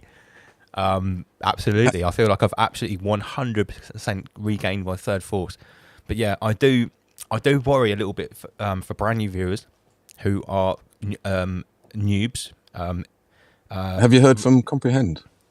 Oh yeah. We were chatting today. He's asking for links. He's like, "Can you send me some links of what we were chatting about?" I was like, "What do you mean of what we were chatting about? This is Rise Above. What do you want, the Akashic Records in a link?"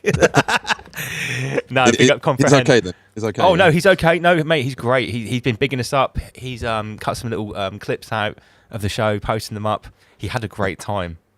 Yeah, shit. We didn't even. That's the first thing we should do on a Wednesday is recap about like last week's guest. We didn't even get a chance to do that. He was a fantastic guest, and it was really good to see someone's our hole open live on air. Just a little bit. He was already open, but we put the shoehorn in there and opened it a little bit more. Yeah. No, it's very good. I was actually looking at some of his stuff, and I was really Fantastic. impressed. Yeah, Mate, no, he's really he's talented. He's really a truly talented. great rapper, mate. Like my missus isn't really into rap, and she's like, yeah, I mean, he's got like his historic references. He's deep. It's funny. It's like it's not like he's a little bit cheeky as well, and he's really good. It's like he's really like telling a story, he's painting a picture. You know, I study creative writing. It's my thing. You know, and I thought it was very artistic, very clever the way he did the. He was collecting those Barbies, and he filmed himself. Oh collecting yeah. it. And then he rides around on that tricycle thing. Which, Yeah, no. He's got it. All of the everything. He's taken all the boxes. We Rise Above fully supports Comprehend. Rise above, generate, rise above, extinguish fear, rise above, abstract. Hope he's So- watching now. Yeah. I recommend everybody go to his channel and check out his stuff. It's Comprehend is the number one new UK rapper. He's not new. He's back on the scene. He took a little break for a couple of years, but he's back for the bang. Have you got anybody else lined up to visit us? Well, we have. We've got Cotty, who's a grime producer, MC, dubstep as well. He Magix knows all people in that music scene, and there's a couple we want to come on because we were talking about today. 2 other podcasts have popped up. Maestro, Mize Diggy, who is an absolutely legendary UK hip hop artist, old school generation, original veteran Don. He's popped up this year with his podcast, and I caught him talking about the Trivium and the Quadrivium, and I was like, wow, okay, great. Other people are talking about this. Yeah. And then there's also Wariko, who is a very well-known, excellent grime MC from Nottingham, and he's started a new podcast called the We're Not Lying Show. And like the first episode, I looked at it. It looks sick. Yeah. Totally fully professional. There's in a proper studio. He's rapping on the intro. It is absolutely fresh, totally professional. And I messaged him straight away. I was like, I'm instantly impressed by this. You've caught my attention straight away. You know, I'm watching. So, and Magix knows him. He has sent Magix has sent him some of my earlier videos, so he knows my stuff. So I at the moment, I do want to concentrate on trying to get people from the entertainment industry, the music scene. Not necessarily. Well, I think you're going to see lots of I don't know how to describe it. People from the entertainment industry that are closet occultists that are going to suddenly appear. It's like when one goes, then others step up. Once the mutiny starts, yeah. Yeah, I should imagine Rise Above is probably the catalyst for this type of thing as well. I hope so. I always said this show was never meant to be a show about me.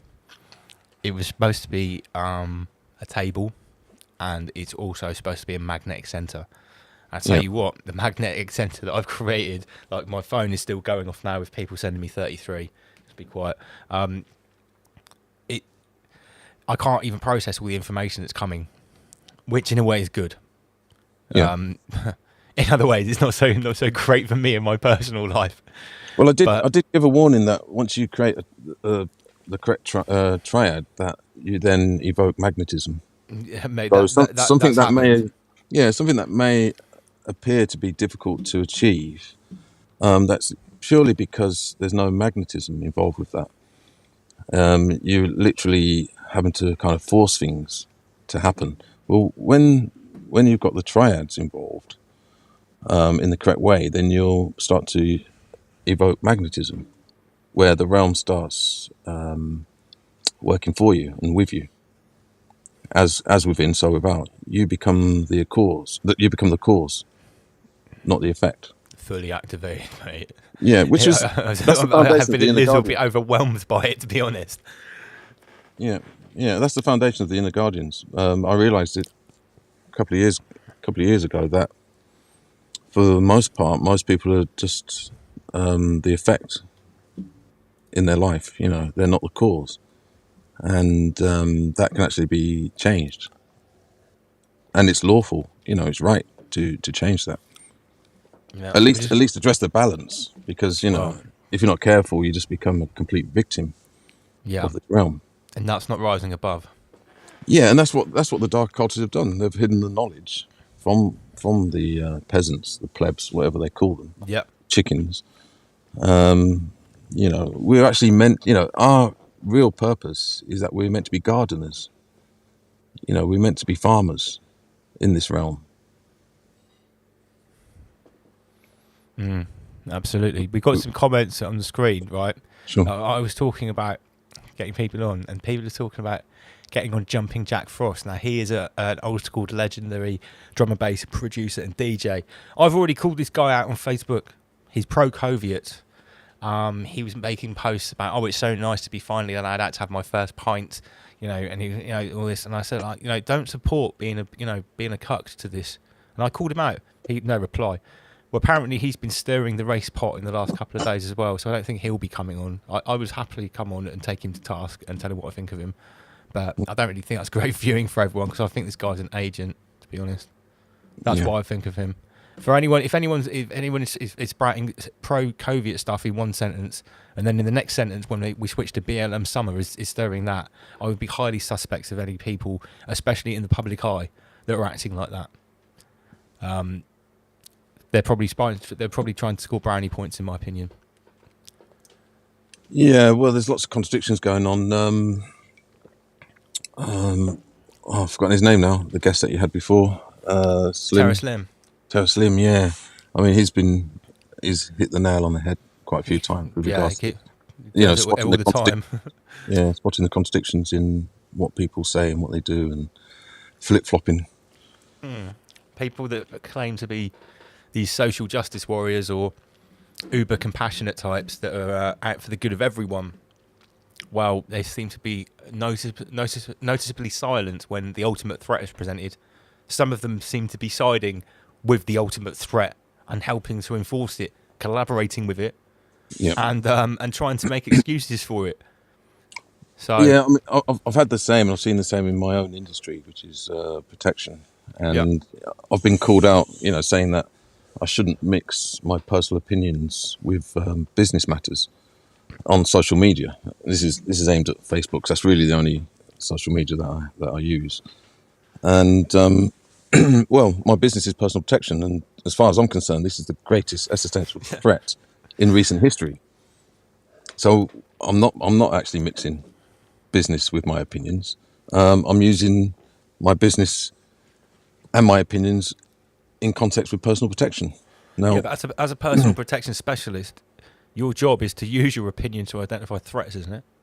yeah. I mean, I've said this so many times. I've been so disappointed in all these personal protection gurus that haven't spotted anything that's doesn't appear to be as it should be in the last 18 months.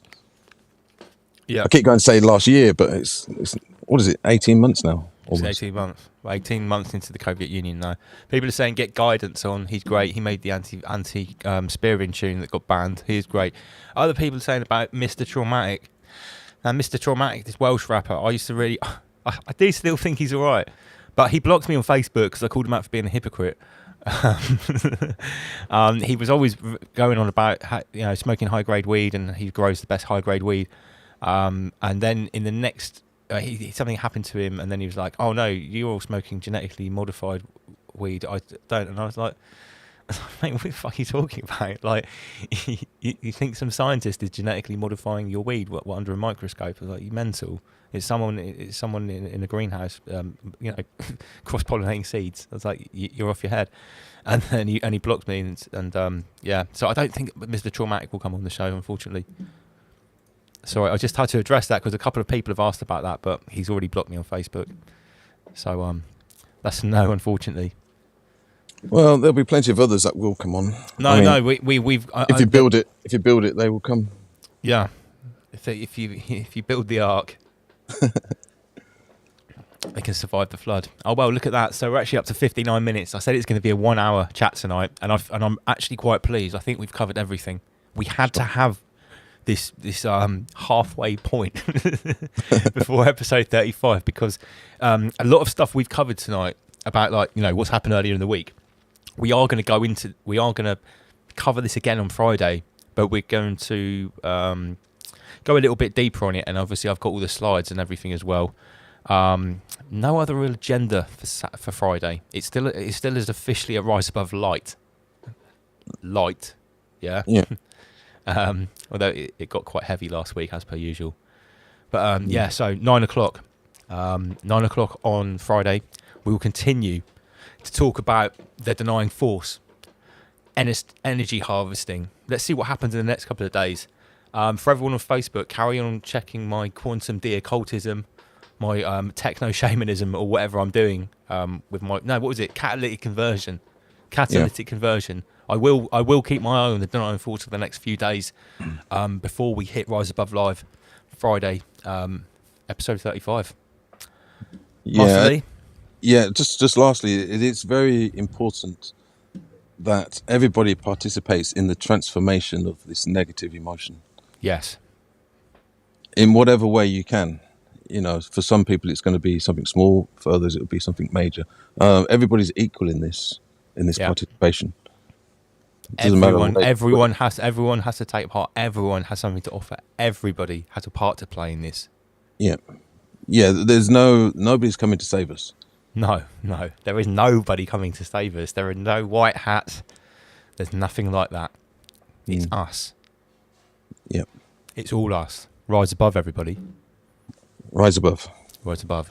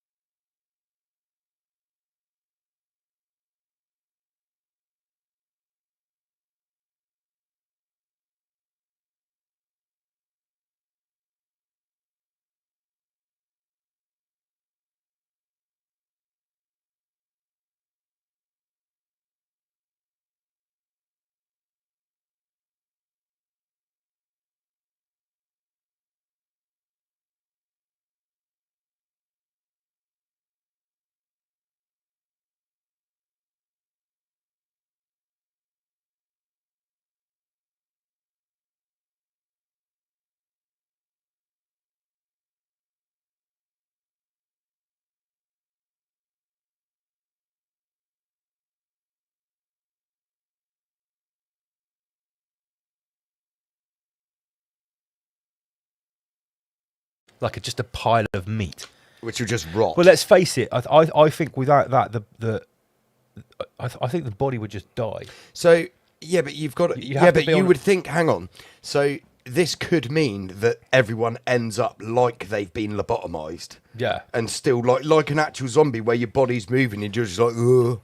Do you know what I mean? You're just fucked. Where you're still actually alive. I seriously hope. I this don't is- know if you could feed yourself. If Oh you could no, you couldn't. No, No, then you would just die. You'd just starve to death. I hope this is fake. If an AI really has wrote this, I hope they're writing it like just to scare us, because that I can see we've got some alarmed faces in the comment section here. Yeah, this is quite scary. I'm not going to lie. So Aidan Fraser, you asked us to talk about Maltbook, mate. How do you feel about that? Is that all right, Aidan? Someone says this is like Kingsman. Is that King? I've seen the first of those. Yeah, I Kingsman saw the films. King. Is that with Michael Caine? Michael Caine, Caine. Yeah, I think it is. Yeah, I've seen the first one. Didn't think much of it. I think I watched it on a plane. It was alright for a kids' film. Yeah, I think I watched it on a plane. Yeah. It's kind I of think I film, was it's kind of forced to- film yeah, you're yeah, watching yeah, a plane yeah. for real. Okay. Shaun of the Dead style Yorkshire Robert Yogurt. Yogurt Robert. Yorkshire Robert. Yes, Shaun of the Dead style. Shaun of the Dead style. Yeah, but they used the term harvest, instant harvest. That is that they're farming us. That's like Mr. Sister is like, hope it's fake. Come on, Lance. Well, I do hope it's fake. we pray to Ronald McDonald. Ronald McDonald hopes this is fake. So listen, we're going to be keeping an eye on this Maltbook story. I mean, already from last week, massive movement. Loads of stuff has happened there. It's set up multiple meme coins. It's sued people. Becky S messaged me a few minutes ago saying that's why she's always polite to Siri. And that's why I'm also very polite to Grok. Whenever I use Grok, I'm always very polite. People Say, are saying "Please, it thank can't you." be real. It can't be real. Why can't it be real? Let's hope it is it is a prank, and this is just someone has written this, or someone has written a command for. Or the AI is writing a prank. Yeah, The AI let's hope it's an AI prank. Yeah, maybe it's an in-joke that the human race isn't invited to. Yeah. Right. Okay. So next up, this is one of those stories that has been floating around for ages, along with like maths is racist and stuff like that. Rupert Lowe is not happy about this. So the countryside is racist has been doing the rounds for at least a couple of years. It's clearly racist. It's been on the front page of newspapers. It's not an inclusive space for brown people and ridiculous stuff like that. It was ridiculous because, it says, after a report finds pubs make Muslims feel unwelcome. I'm sorry, right? Muslims don't drink. No, and it's a place that predominantly serves alcohol. It's a pub. That's what it's for. If I don't eat halal food, I'm not going to go to a halal restaurant, am I? It's just so retarded. Do you know what I mean? It's if I'm a vegetarian, I'm not going to go to a steakhouse. Well, it's like saying a Chinese restaurant doesn't cater for Muslims because it serves pork and beer. Yeah. It's like, so what? Yeah. You know, why would you want to go into a haram space that serves alcohol with a bunch of infidels and then complain that it's not Muslim enough? That's just so retarded. And I guarantee the only Muslims that do go into pubs are those Muslims that drink and aren't Westernised Muslims that like going to pubs. Yeah. I guarantee they don't complain. 100%. And going, oh no, sorry, No, I guarantee this pub isn't Muslim enough for us. This will be conjured up by some fucking middle-aged lefty white woman. Well, let's see let's see who has who conjured sees this up, shall we? inequality everywhere. Yeah, let's have a Let's look. see. So, countryside to be made less white. So, like I said, this has been in the news for ages. They're now actually going to do something about it. There's going to be some sort of agenda to make the countryside less white. Muslims feel unwelcome in pubs. DEFRA's new diversity plans aim to reshape the traditional image of the countryside. We all know DEFRA's got everyone's fucking best interests at heart, haven't they? So DEFRA is the Department of Environmental Retardation. And Rural Affairs. I deal with DEFRA at work. DEFRA. DEFRA, I don't like them. They stop my business from doing what it wants to do. Here we go. Douglas Murray has got something to say. Is it not right of the British people to have their own holy places too? So he's now comparing the countryside to a mosque. Yep. I don't often agree with Douglas Murray. I think he's a little shit. He's But I do agree with that. Yeah, no. The British countryside faces being transformed into a less white environment, with pubs in particular targeted as unwelcome towards members of the Pakistani and Bangladeshi communities by nationwide diversity plans. Authorities in rural regions, including the Chilterns and Cotswolds, have committed to drawing... Wait a minute. Was the Cotswold where they're building that ultra mosque, the Uber mosque, yeah. the Giga mosque? The Giga Mosque, Michael. Maybe that's part of this plan. Of course it is. Of course it is. Authorities in rural areas, including the Chilterns and the Cotswolds, have committed to drawing more minorities under schemes. Oh wow! So they've got quotas.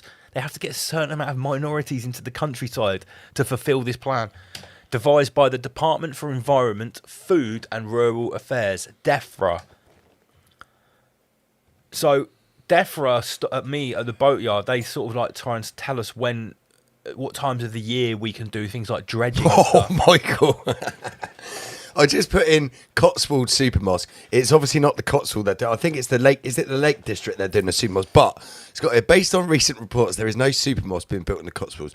The project, sometimes referred to in context, is the South Lakes Islamic Centre, a 33-foot tall community mosque. The problem is you're a fucking retard. Every single time of Berg. 33 community mosque with prayer hall, currently under construction in Dalton-on-Furness, near the Lake District, not the Cotswolds. Yeah. So we were right there. We were wrong there. Sorry about the Cotswolds.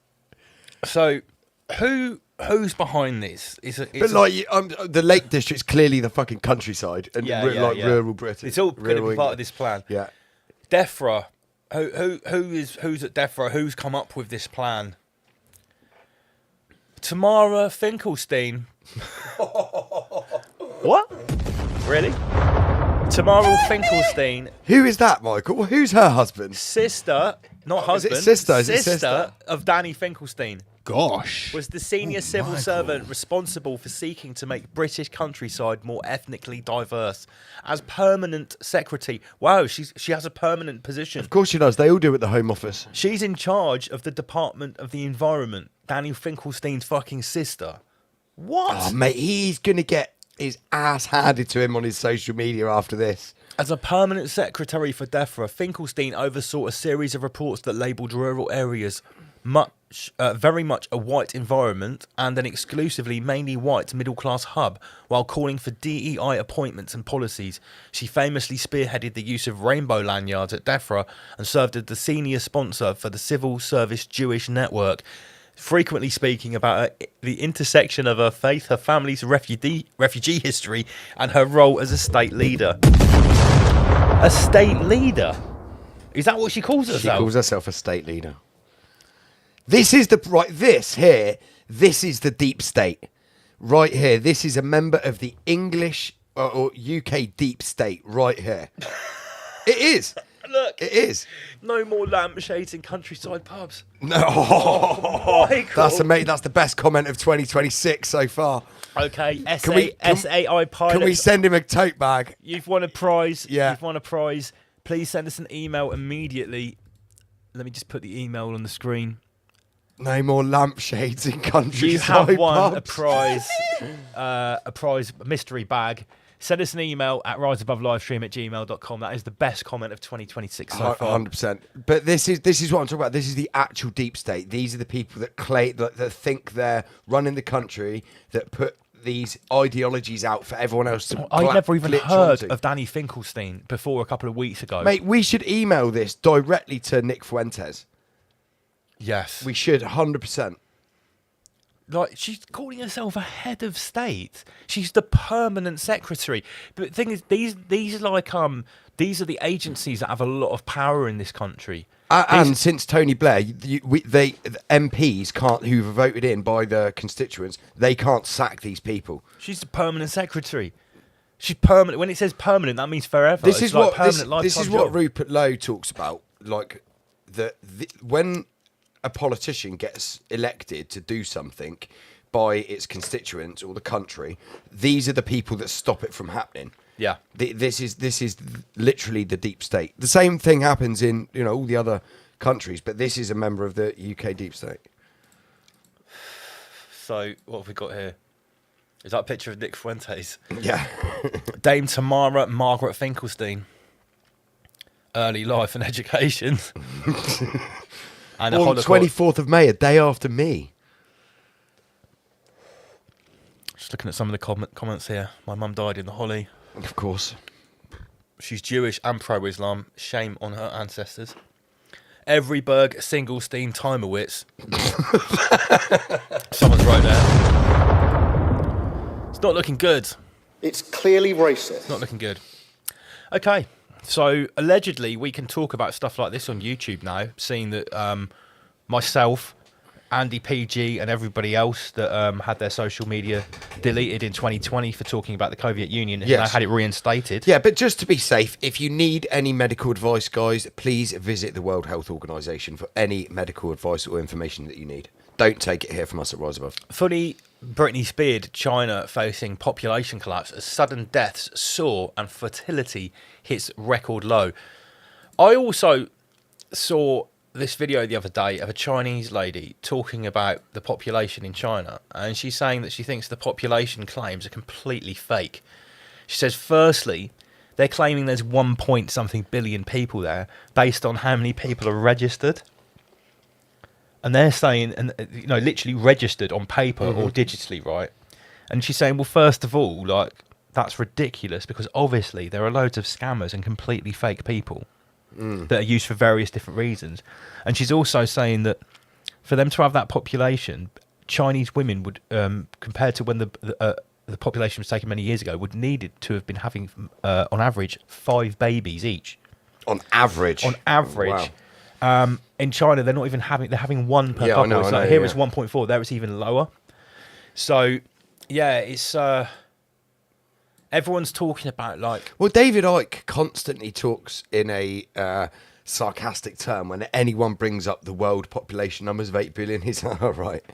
Oh, yeah? 8 billion, you say? Look, anyone...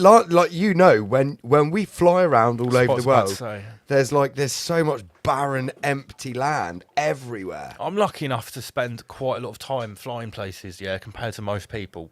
And when you look at, no matter where you're going, it doesn't matter. No. It doesn't matter if you're flying up north in the UK. It doesn't matter if you're flying to France, Spain, Germany. New Zealand. You're going to Turkey or some of that. You're going to Asia. You're going fucking to America. You look out the window and there's land beneath you. Most of this earth is completely empty. It is. It's just empty. And they say, with the heliocentrists, they say that the land's unlivable. It's not like the terrain. I'm sorry, we've got fucking mountain borers which go through a fucking mountain. There's nowhere on earth that we couldn't terraform and make a hospitable. People already live in the most inhospitable conditions on planet Earth already. And just because they've the landscape's not necessarily flat doesn't mean you can't make it so. So it's complete bullshit, really. Like they say, the only places that are busy, really, if you actually look around yourself, are the cities. Yeah, and it's all that's artificial, inflated busyness, isn't it? Really? I've been driving around the New Forest yesterday all day for all afternoon, and there's fucking no one around. Hardly anyone around. That's another point as well from our previous thing about the rural areas getting more beige. I go into the majority of the pubs in the New Forest at some stage, and I know a lot of the owners there. They're not going to buy into this shit. No chance. Right. Musk's ex-office in Paris raided over Grok's sexual AI images. Now, first of all, what strikes me about this as being weird is that they are literally if this is on face value, some people are postulating that with what's happening with the Epstein releases, that they're getting raided for child porn. But what is being reported is that they're actually getting raided for AI generated images. Now, if you think about that, when you raid somewhere, what are you actually going to be raiding? Are you going to be raiding the servers that are creating the images? Are you going to be raiding, because people at Grok, these images are being made by users. Do you see what I'm saying? Yeah, mate. Are you going to be raiding the? Are you actually going to be like getting the AI and putting it in handcuffs? Well, what is it? What are you What- going to do? Put a fucking chip in a And courtroom? also, these are not pictures of real people. No. So This is why a lot of the paedophile. This is what a lot of the paedophiles and predators are using as justification, saying no one's getting harmed in this. oh, what if they're using AI images? Yeah, of because kids the and stuff? the argument that the police say for like child porn, if you view child porn, technically you're not physically harming a child, but that child has been harmed In to someone get taking the picture. to get the picture. Yeah, and then this is their justification that no one's being harmed at all with this. They're trying to it's another push to make just generalize and make paedophilia more regular and more palatable, I guess. So that I don't know. I'm not even I'm not even convinced that you can make paedophile images on Grok. I don't think you'd be able to do it. As far as I saw, they were getting heat because people were putting in a photo of a real person saying "show me" in their underwear and stuff like that. Right. Like when they were putting Keir Starmer in a bikini. Yeah, the problem is it's not like you want to test it out. How are you going to test it out? By asking it to make child porn. It's like you're not going to do that.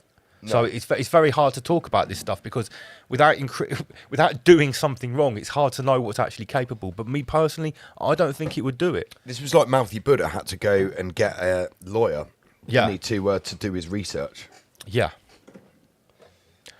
Okay, so how are we doing on time? Oh yeah, 8 minutes more on this broadcast, roughly. The Independent says the Melania documentary, or the film rather, makes just 33,000 at the UK box office after near empty screenings, and you can guarantee that it cost tens of millions of dollars to make this. So that's not a good start. And obviously we've got a classic 33 in there, so I thought I'd just chuck that in there for good measure. Here's a great one from the Babylon Bee. A room full of paedophiles protest ICE deporting paedophiles. The problem is you're a fucking retard. And while she's on the screen, I don't know if you can see it there. It's not very big. Let me just enhance that a little bit. Shout out to Juicy and Lucy in the chat. Yeah, shout out to Juicy and Lucy. Been a while. It's obviously worth mentioning this situation with Billie Eilish. Oh yeah, that was funny. Because what's happened is she's gone. Is this Grammys or the Academy Awards? I think it was the Grammys. Yeah. So she's on the stage at the Grammys and she's accepting an award, and she goes, "Have you got anything else to say?" That the person says to her, and she says, "Yeah, nobody's illegal on stolen land. Fuck ICE." Fucking race bait. So she's just pumped out some, generic slogans, talking points there that have come from her programmers. But here's the kicker. She has a $3 million mansion in LA, which is built on the land of a tribe. I forget their name, but someone has contacted the tribal elders of this tribe whose ancient burial land is right there. Yeah, and they've reached out to her and said, "Look, we want to come into your house and chat with you." And obviously, she's not having it at all. And as the story goes, she's actually taken out a restraining order, and it says that the restraining order is on an unnamed male.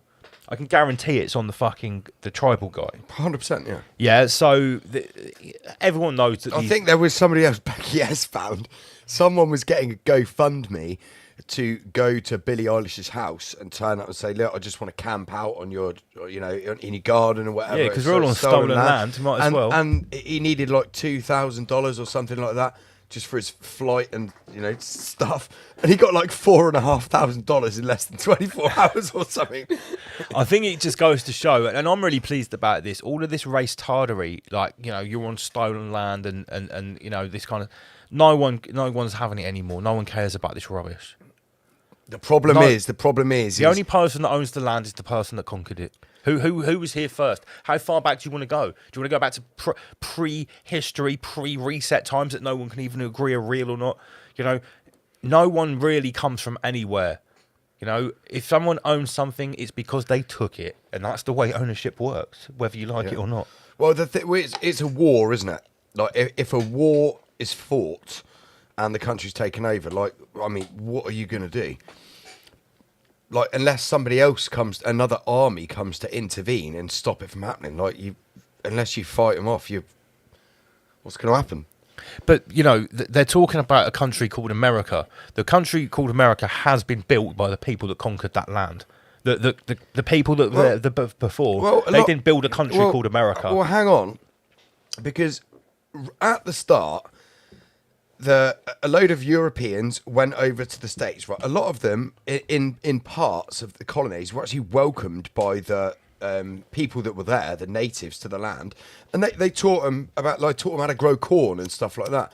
And then the Europeans taught them how to build better structures and things like that. And it was actually working pretty well. It wasn't until the fucking redcoats came over from the crown and then started obviously killing the native population, And then you because had, like, they the were fucking protecting some of the Mormons and colonies. stuff turning up and being weird and then, shit like and that. That's when it all went to shit. But initially, when it wasn't actually conquering, they were happy to give them some land because it was a mutual exchange of knowledge, information, and everything. Like when the Europeans got sick over there, they didn't have the medicine that they did back home, so the Native Americans would cure them with what they had from the land, and it worked well for everyone. It wasn't until the monarchy sent their fucking goons And the their order Cubish followers, agents turned the up. Cubish agent order followers over, and that's when it all went to shit, because they started killing the Northern American tribes because they were protecting the Europeans that went over there. And settled, not stole. We need to let you know that we're going to be wrapping up this broadcast in literally a few minutes, and we haven't even spoke about Epstein yet. I've got a 99-slide presentation to go. It's called the Learned Protocols. Wait, the Protocols of the Learned Elders of Epstein. Here it is. Michael. This was my version, but then You've Been Nudged came up with this. Nice, very nice. Look at that. Okay, we're going to be looking we've got at single SS rune there at the bottom. I can tell you right now, we're going to be looking at this stuff through a different lens to what you might have seen from other channels, from other people talking about this stuff. I guarantee it. Okay, that is going to be only on Patreon. Go to patreon.com/Rise Above Live. Scan the QR code. You can join for free, and the link for the rest of the show will be on there. If you choose to pay £3 a month, you will unlock the hundreds of other videos that are on Patreon, okay? So I'm stressing, the rest of the show is free, but we're trying to coax you over to Patreon. That bit is obvious. Trying to mind control you. Yeah, we're trying to just... we've got another member here. Oh, meet Bruce, $31.97 member. So Bruce has gone for the yearly option. He's gone for the £30 a year. You get 1 month free. And he sent us an email. Me mum's a lampshade. Oh, pick up Bruce. Excellent, thank you. Hello, Bruce. Me mum's a lampshade. So just before we start talking about the Chosenites... Terrible business, that, Lance the Holly. Terrible business, terrible business. Stop. We're going to get a cyber Finkelstein attack if you carry on. So, just before we start talking about the Chosenites via the Cornerstone... Allegedly Epstein. Brandon Tatum, who is this black ex-cop content creator, highly conservative, pro-Trump. You know this guy? Yeah, cuck. What's he called? Officer Tatum? Officer Kike. He's taken the 7,000. Officer Tom. Brandon Kike Tatum proudly telling Netanyahu, oh yeah, he went for his 7K tour of the Holy Land, yeah? Of course. And licked that wall. as a lot of these conservative commentators in the US have recently all been to He was Israel. probably quite distraught when he found out the wall didn't taste like fried chicken or watermelon. Oh my God. Right, I'm only joking. Oh, that's a joke. It's a joke, guys. Please don't clip that. That's a Brandon joke. Tatum proudly telling Satan Yahoo he was happy his Christian group was only spit on once in Israel is next level bootlicking. Stolen my childhood. Perfect. A double drop. It was perfect, Did you mate. see that? Perfect. Well done, Lars. Okay. So I thought that was quite funny. They only got It spat is on right. once. The reason I made the race shirt is because the cuboids absolutely fucking hate people with dark skin of any shade. They really do. Yeah. What you think they hate them more than white people? They probably see the white people as somewhat more intelligent. They see But themselves they have a as special the hatred. They have a special type of hatred for white people. But they could still probably respect the intellect. Well, I think they like white people because they can. Well, they can leech off them, can't well, they? they can pretend to be them. And Well, sort of but blend in a little bit more. I think the disdain, especially from what I've heard, is in his. We've got to be careful. We go on YouTube. Stop it. Right. This isn't my views. This is like what yeah, obviously, these are not our views. Right, guys. So last chance. Scan the QR code. Go over to the Patreon. In half an hour, we are going to commence the stream at 9:30 sharp, and we are going to be going. It was funny because I've actually, I think it was like 2024. I actually watched a fair bit of Officer Tatum, and he wasn't like talking about Israel at all, like anything Israel. And then all of a sudden, last year, 2025, he started getting on the train, not talking about the right that Israel has to defend itself and stuff like that. Israel has a right to defend itself. You could see the precise time of when he was getting the 7K a month. Yeah, when he got the call. Right, just to let you know, tonight I am wearing. Oh God, I've just changed the camera around. Here we go. Fuck's sake! What shape is that in, Lance? That logo? It's the. Why isn't it working? Hold on. I'm trying to just swap the cameras back. There we go. It's not going to do it, is it? So I'm having a good time. So I've only smoked one joint. Tonight I'm wearing the Black Cube organisation word map. It's hand drawn or handwritten by me, rather. This T-shirt is already available as you well. You actually showcased that on the Mark Devlin. I did, and we sold one of the T-shirts too. Also, Andy PG's special Word to Your Nan I'm T-shirt. actually sporting that here as well. Word to Your Nizzle there. You know, you could buy one for your nan. You could like that would be cool. That would be a cool. I'm going to put the merch shop QR code up because don't forget this is a great way to support us. And not only that, when you walk down the street and you're wearing Rise Above merchandise, that's obviously very distinctive. It's a talisman. It's a very powerful talisman to broadcast out the Ramesh energy into the peasantverse and protect you from the dark cubish energy. That too, but even more than that, when somebody else that has watched Rise Above sees you in the street wearing Ramesh attire, racist. You're going to lock eyes with them. They're going to nod at you, and they're going to know, and you're going to know too. And then maybe you go up and say hello to them, and you might just made a new friend. Get your Rise Above merchandise. Support us. Hoodies, sweaters, beanies, stickers, T-shirts, phone cases, bum bags, you name it. Where is the Word to Your Nan T-shirts? Well, there's loads of people have bought them. Oh, well, there's the Cubist word map. Yeah, so here it is. So, yeah, this one's on here. So the Word to Your Nan must be on there. It must be on there because loads of people have bought them. Yeah. All right. I think Carl Ratker's got like 5. 161 people tuned in. Last chance to get over to Patreon, guys. All right, me and Andy PG are just going to recapitulate. And we will be back over there on Patreon. We'll see you there. Word to your nizzle. Word to your nizzle. Get on Patreon. See you at half an hour.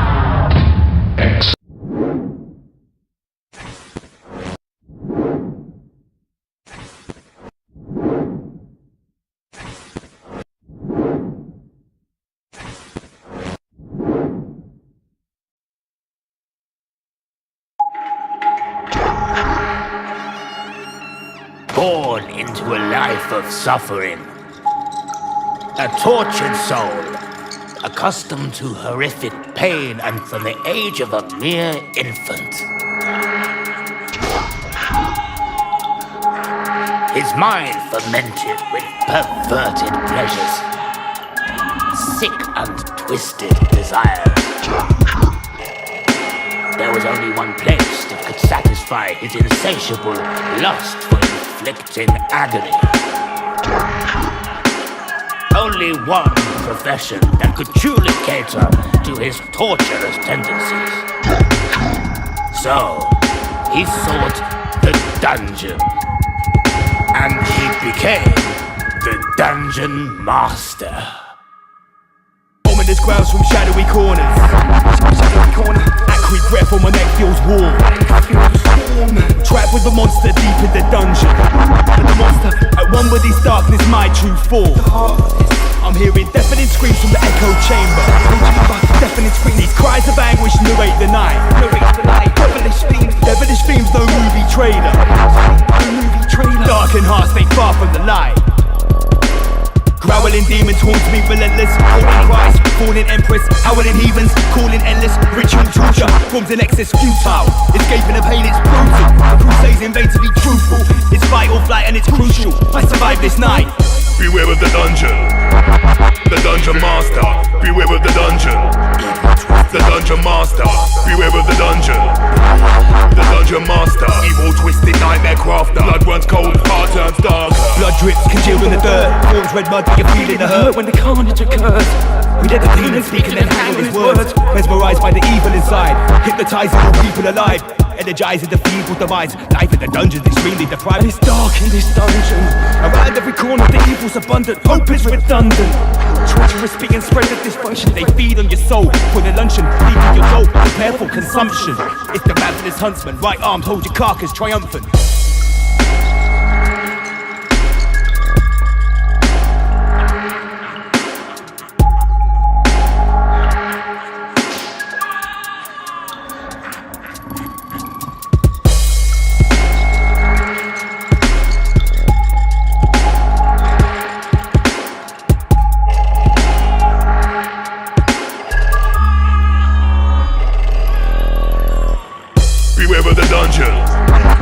Dungeon master, beware of the dungeon.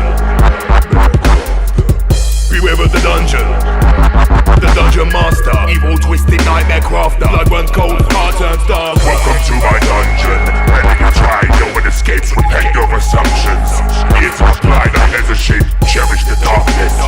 Vision aside, project the light, be heartless regardless. Focus you define, join you tonight. I'm serving the master, feeling listed. I made a pact in the dungeon, twisted. Observe the drama, I've persisted. Caused destruction, couldn't resist it. Now I'm addicted to his agony. He insisted I'm part of his family. Encrypted verses, blood soaked rhapsody.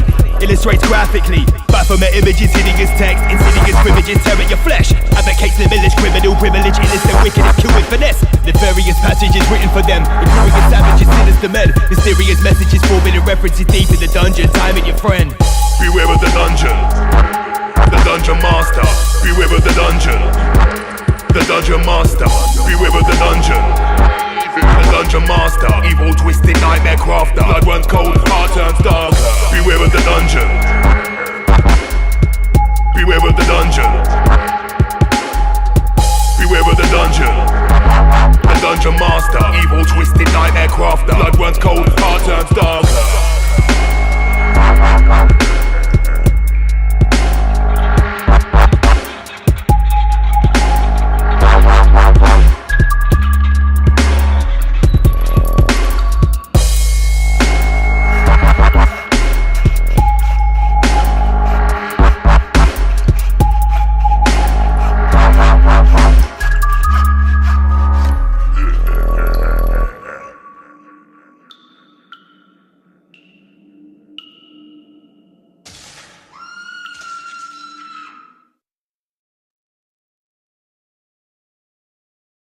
Quite possibly.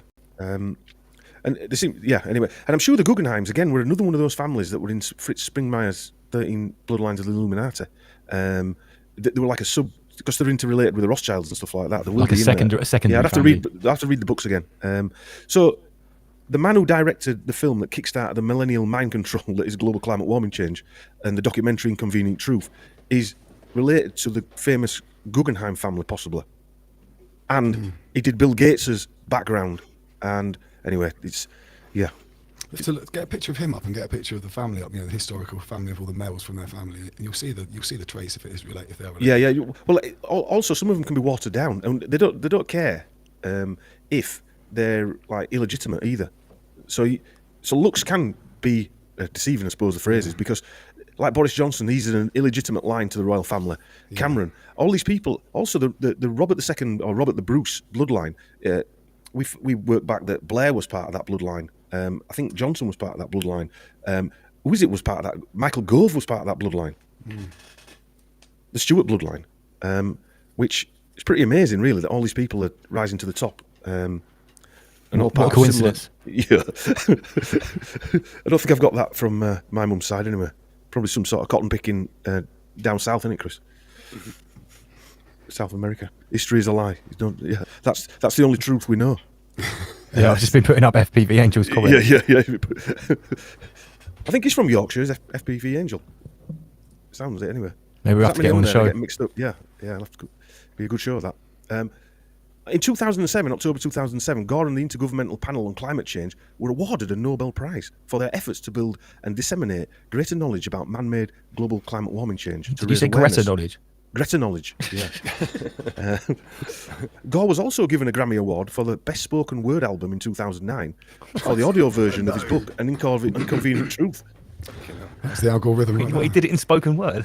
He did it in spoken word. Yeah, with the algorithm, come on. Yeah, he's got the rhythm already. It's Al Gore, come on. In a section called The Politicization of Global Warming, Al Gore stated, as for why so many people still resist the facts, what the facts clearly show, I think in part the reason is the truth about the climate crisis is an inconvenient one that means we are going to have to change the way we live our lives. All profits of the book, printed on 100% recycled paper, go to the Alliance for Global Climate Warming Change Protection, which Gore founded in 2006, which is an NGO. And it merged, and I think it became the Alliance for Climate Protection in 2011, which is another now NGO. Two of his NGOs merged. And in April, the Alliance for Climate Protection launched a $300 million, April 2008, a $300 million marketing campaign. And they spent the money over 3 years. And it was spent on public relations. And it was spent with a company called Glover Park Group. And Glover Park Group, again, they have people working for it. Again, they're all council members. The Alliance for Climate Protection, the NGO that he set up, has Theodore Roosevelt V on the board, right? You can't make this stuff up. It's a who's who. It's a who's who, and he's a member of the CFR, the Economic Club of New York, etc., etc. And he's a prominent conservationist, which means a population controlist, and he's the great grandson of Theodore Roosevelt.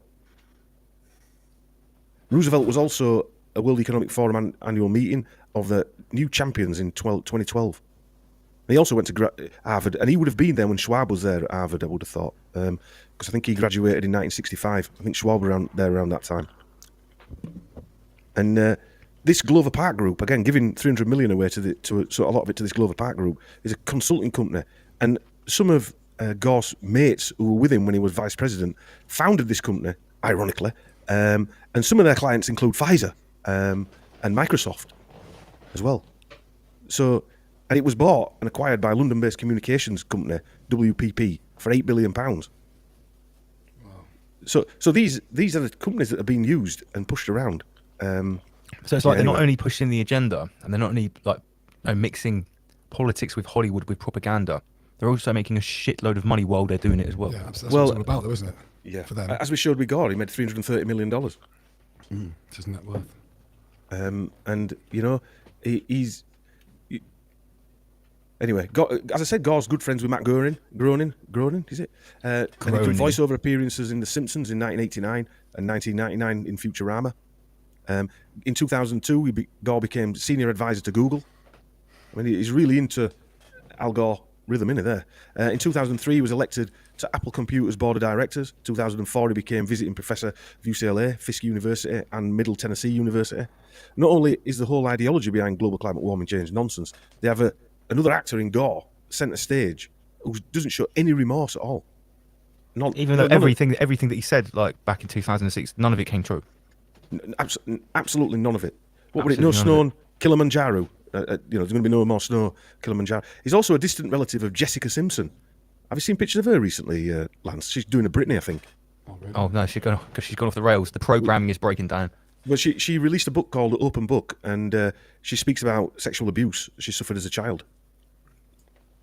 Yeah, there's a lot of that going around at the moment, and spilling the beans. Yeah, I mean, Kanye, he's really going overboard. He's name drop people, isn't he? But he's either breaking rank or he's helping with the big grand reveal that's going on, which a lot of us are postulating about, that this is a big sort of disclosure project as the simulacrum is disintegrating. But if you think about it, really, everyone's doing that by talking about it, by giving it more airtime. Yeah, we're giving it more airtime right now. Right now, we've got 420 people tuned in. Yeah. So all of that attention is going towards this phenomenon. It's letting them know we know. Yeah. It's letting them know that we know what's going on. I mean, Chris, we were talking earlier, Chris, about the breakaway civilization that's going to happen. That's been written about in 1984, you mentioned, Chris, didn't you? And Brave New World, and lots of other dystopian films where people like ourselves will be on the other side of the wall. Demolition Man. And even Schwab wrote about it in that You'll Own Nothing, and they wrote a piece that said, I feel sorry. One of the Young Global leaders, I think, wrote a piece saying he feels sorry for the people. He were pretending they were writing 30 years in advance, and the people weren't in the smart cities. And he wrote a piece saying, we feel sorry for the people outside because it's like living in the dark ages. So, this thing's been written about, but yeah. Anyway. You got a bartender? Yeah, big up bartender in the house. I've said about this before, like, if they are successful with their fourth industrial revolution and Great Reset and the Schwab cities, those people that they're talking about out in the wilderness will be the new Amish.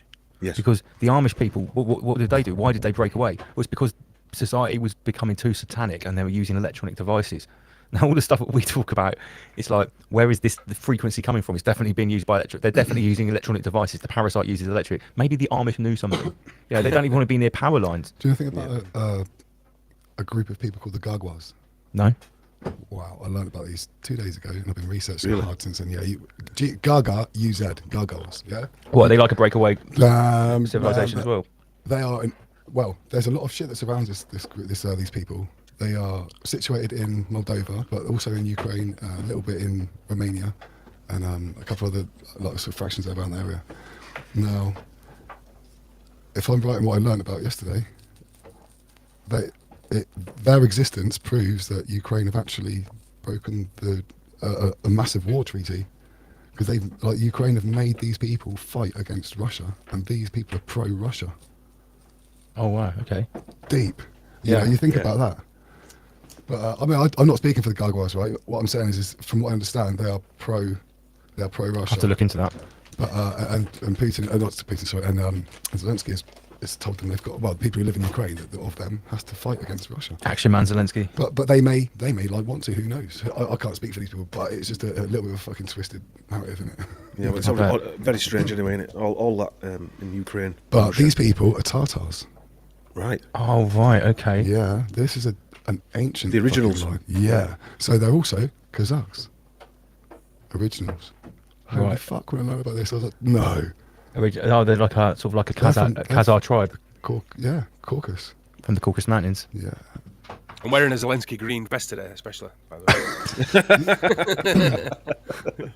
way. In Kyiv green. Yeah, I just realised. Yeah. Kyiv green. Love it. Class. Anyway, in 2004, Gore co-launched Generation Investment Management, and I think he's still chairman. And Generation Investment Management is a financial services management company founded in 2004. It was co-founded by Gore and Goldman Sachs asset management head David Blood.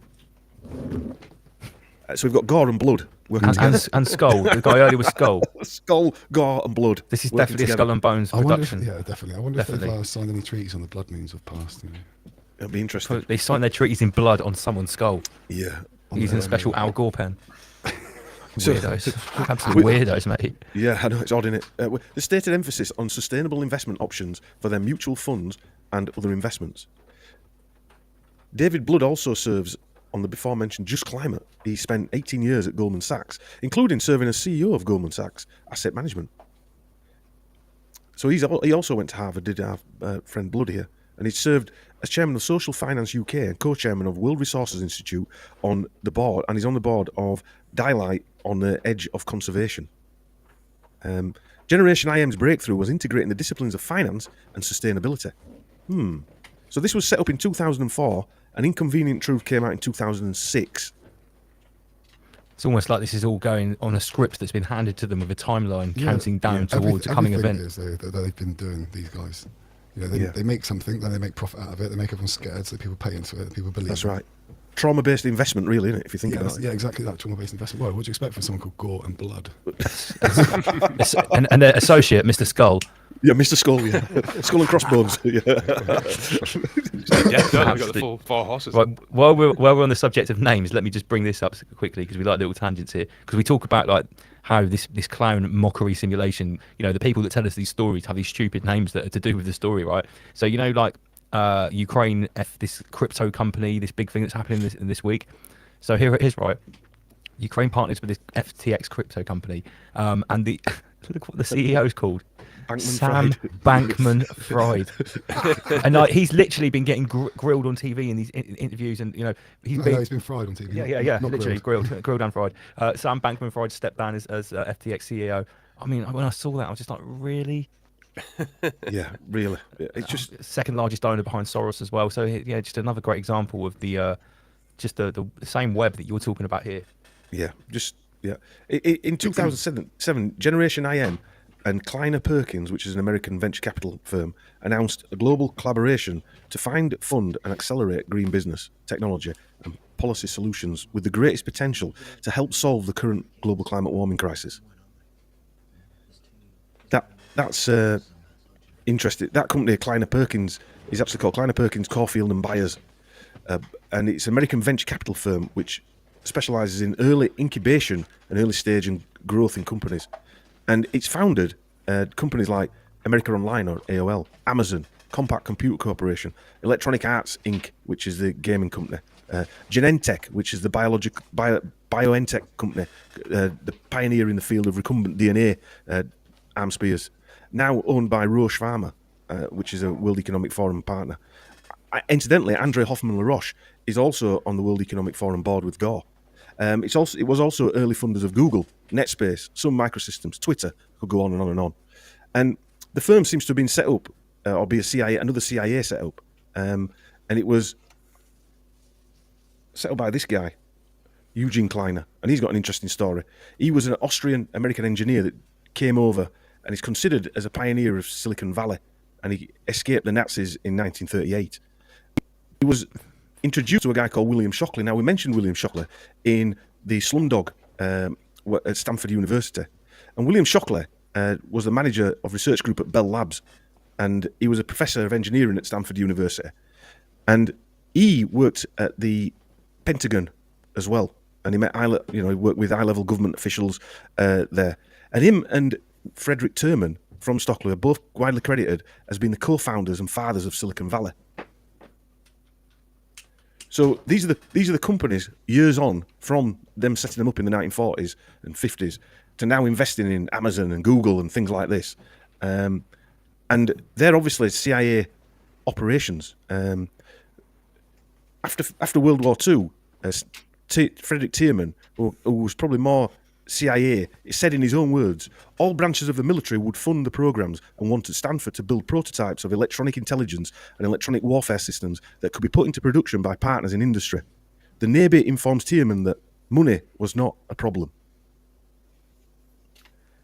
This is the funding that Stanford University's got. Money is not a problem. And you think, remember we went on about Hewlett Packard and things like that. There. Now, Stanford alumni have founded numerous companies which combined produce more than $2.7 trillion worth of annual revenue, creating $4 million jobs, roughly the equivalent of the 7th largest economy in the world. What the fuck? That's just from Stanford University, and Silicon Valley's right next door to it. Yeah. So they've actually come up with these investment companies, a country on its own without any borders. Massive commercial entity, yeah. Massive, absolutely massive. And who controls this? Who looks over all this stuff? Well, they look at themselves, don't they? That's the trouble. So Gore, back to Gore, he started organising Live Earth. I can't remember hearing about this, but there again, it might not be something I looked at. I remember Live Earth. And so Gore organised this, and it was a concert to combat global climate warming change. And it was a series of concerts held around the world, and it included 150 musical acts. I'm sure Pink Floyd were on there and people like that. And it makes you, how many of these people, like what we've just seen with the Arm Spear in 2020 onwards, how many of these people realise out of these 150 acts, which were mainstream acts as well, they weren't like, your local shop, corner pub type act, how many of these people realise they're being used? Yeah, they probably think they're doing it for a great cause. They'll come up and they'll turn up and play. The people there. This is Live Earth, and it's literally this is like a parasite pharma class sponsored event. So where they're effectively high level multi-billion-pound-dollar propaganda and predictive programming for what's to come for the cattle class over the next coming decade. That's essentially what all this stuff is. Yeah, yeah, and You know, these. I read somewhere that I think I've got it down here somewhere that how many people they asked a group of people, and they said that after Inconvenient Truth was made, something like 75% of the people that had watched it were more likely to be environmentally friendly after watching it. This is the sort of impact it's having on people, and you can see now if you think from 2000 when he lost the election to now, how many young people now who are 15 or 20-year-old at university, they're the ones that are going to carry it on, aren't they? They're the ones carrying the banner for global climate warming change. It's not people like us. You try having a conversation with one of them nutters. Can't, not at all. I've tried actually. Funny enough, I've actually tried with these people, but they're difficult to reason with. Yeah, it's again, who's funding them? I mean, the Stop Oil is funded by one of the Gettys. When you think about it, the other funders are like the Open Source Foundation and things like that. Well, it's like Greta sails around on a Rothschild yacht, and the Rothschilds are basically, you know, they've sponsored every anti-humanist, anti-environment agenda that's happened in the last 200 years. Yeah. So it's just an absolute joke. It's just absolute clown simulation. If you know, do you really think that? I mean, if you sat down with someone that was pro green agenda, and you tried to show them these facts that, you know, this is literally being sponsored, funded by the robber baron class who own all the oil and the petrol companies. It's like, do you think they would accept it? I'm not sure they would. It's like cognitive dissonance would probably kick in. Yeah, and if you think before 2005, before they ramped up all this, you know, new nonsense, before 2000, if you were at college, everyone talked about feminism like it was the biggest next thing, and that had gone on from the 60s up to the 90s, up to 2000, and now they've just invented another 10 new ones, haven't they? Oil, you know, everything. Black Lives Matter, all this stuff. But I remember being at college and food and water, that's up there with it as well. Yeah, but everyone thought they were right on because they were still a feminist, you know. Yeah, it's like one of the guys that helped this Live Earth. One of the founders was Emmy-winning producer Kevin Wall. So he was one of the guys with Gore that set up Live Earth, and he's an American entrepreneur and investor, and an Emmy award-winning producer. And he was a co-founder of investment fund BTK Capital, and he finances companies involved in social and environmental issues with a commitment to gender equality. And he also is co-founder of Dreamscape Immersive. And he was an early-stage investor in FaceCrook. So yeah, these people are involved in all these. Wall is married to Susan Smalley, an American behavioural geneticist, writer and activist. It's almost like they've all got some sort of like huge overarching agreement that they have to have like a certain percentage of all these different things, so that no one can take full responsibility for any venture. And it's like it spreads because, you know, this is sort of like how the mob works. Yes. And, you know, and the Cosa Nostra and that they have this sort of like unspoken and sometimes a spoken agreement where, you know, it's a shared responsibility. It's the whole family, the family's assets and the family's business ventures. It's a shared responsibility. You know, one of us goes down, we all go down together, sort of thing. Whether that happens in real life, when the shit hits the fan with these type of people, they probably don't. No, but that's maybe how they sell it to some of the lower individuals in their little web. Sure. Yeah. But all's all right, because in 2013, Gore became a vegan. He had earlier admitted it's absolutely correct that growing meat intensely is connected to global climate warming change. All the best human farmers are vegan. Yeah. Yeah. In 2008, Gore won the Zionist Dan David Prize for Social Responsibility. Another winner was immunologist Dr. Anthony Fauci. That's so funny. Dr. Anthony Fauci won it in 2021. The Z Prize for, what was it, human social responsibility. So responsible. Schwab won it in one of the £1 million Dan David Prize to help fund the Young Global Leaders, or the rebranded version of the Young Global Leaders in 2000. And again, we've mentioned this before because it was affiliated. The centre is affiliated. The Dan David Centre is affiliated to the Sackler Family of Medicine Faculty of Medicine, and the Sackler School of Medicine was named for Arthur Mortimer and Raymond Sackler. And the Sackler family founded and owned huge chunks of Purdue Pharma, the developer of OxyContin, which is causing like more deaths than any other drug put together in the US at the moment. Should we put this Phil McGregor on before we go into did Al Gore launch the internet? Yeah. Yeah. Okay. Where is it? Are you gonna? Yeah. I've just put it on. I've just loaded it up there. Okay, I think I can see it here. Let me make it big. Welcome to the Greta. Greta Thunberg takes her climate activism to the high seas. The Swedish teenager has set sail on a transatlantic trip with a difference on a zero-carbon sailboat. Thunberg, who shuns air travel due to its environmental impact, responded to climate skeptics. Of course, it's going to be challenging for everyone on the boat probably that is what you have to expect, and I mean there are always going to be people who don't understand or don't accept the united science, and I mean I will just ignore them because I mean I'm only acting and communicating on the science, and if they don't like that, then I mean what have I got to do with that? Captain Boris Herman said tackling climate change was a race against time. Luckily, the vessel is a racing yacht, kitted out with solar panels and underwater turbines to generate electricity. First stop, New York for the UN Climate Summit next month.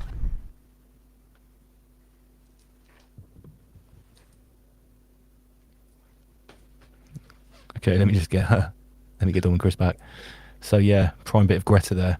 Yeah, on the Rothschild sailing yacht with solar panels on. All the cameras there, ready to roll, just like when she made of condensed carbon fibre. Yeah, I was looking up actually. Is it Melisa? What's that? Malaysia? Is it? Yeah, it was Melisa 2. I think it changed its name. Medusa. No, yeah, Medusa. Yeah. So if I got my daughter to stay outside of school because she was a climate activist, would there be a lot of cameras there waiting the first day that she did it? And got on a boat. Well, yeah, the first day she walked out of school. Yeah, you know. You'd probably get arrested, Chris. You'd probably get arrested. And get on a boat and say I'm doing it because of climate, and would be a lot of cameras there ready to roll. Ridiculous, absolutely ridiculous. It's just nonsense. The whole thing is just nonsense. There is no reality to any of it. I was just looking at something when you were talking. Were you on about fentanyl? What's fentanyl for? It's same thing. It's a painkiller, isn't it? It's basically it's a synthesized opiate. I sent you an article earlier a couple of days ago. I don't know if you saw it, but exclusive: scientists create a vaccine for fentanyl. So they've created a vaccine for the side effects of fentanyl that stops you from a jib jab, Chris. A jib jab, Chris. Well, the reason that people die of fentanyl is because it's so powerful. Fentanyl is roughly like I don't know if this is right, but I've heard it's like 200 times more powerful than heroin, which is diamorphine. So it means fentanyl you can take in a tiny dose and you can have an overdose of it. So what, they're going to make a vaccine which makes you super tolerant to opiates? So that just means they can pump more opiates into people. Yeah, sweet. Hit this jab for fentanyl. That is the article in the Daily Mail. Well, the irony behind it is heroin was used as a watered-down version of opium, like methadone's used now. What? How does that work? Well, so in the turn of the century, 1900, there were so many opium dens and people addicted to opium. They decided to try and use another version or variant of the opium, and it was heroin. Oh, and that was used as to wean people off opium. I think that might have been slightly counterproductive. Yeah, I've experienced an opium den in Asia, but in Lad. I mean, they don't have it like openly now. When I first went there, they did. You could order like a shisha full of opium, so you smoke it and you lie down and any good? Yeah, it was like really strong hash, but everything goes real quiet and you just sort of like whoa, and then you sort of like lie down, but you're still conscious, but you can't move. And then this little guy comes out and goes, "Are you okay, mister?" And you put your thumb up. You're like, "Yeah, you want anything?" I don't need anything. Well, that was in that De Niro film, wasn't it? Once Upon a Time in America. That's where I was. That's it. Yeah. He's lying in the phone's ringing. Ring. This place had no chairs. It was all like lying down. It was like lying down on a bed, and there's a table in the middle of the bed. I got asked to go to one when I was in Egypt, and we never went. I freaked the shit out because this guy just came over to one. Someone's saying, "Is it the pizza restaurant?" Yeah, it was a pizza restaurant actually. Can you turn those images back on, Lance? Yes, sorry.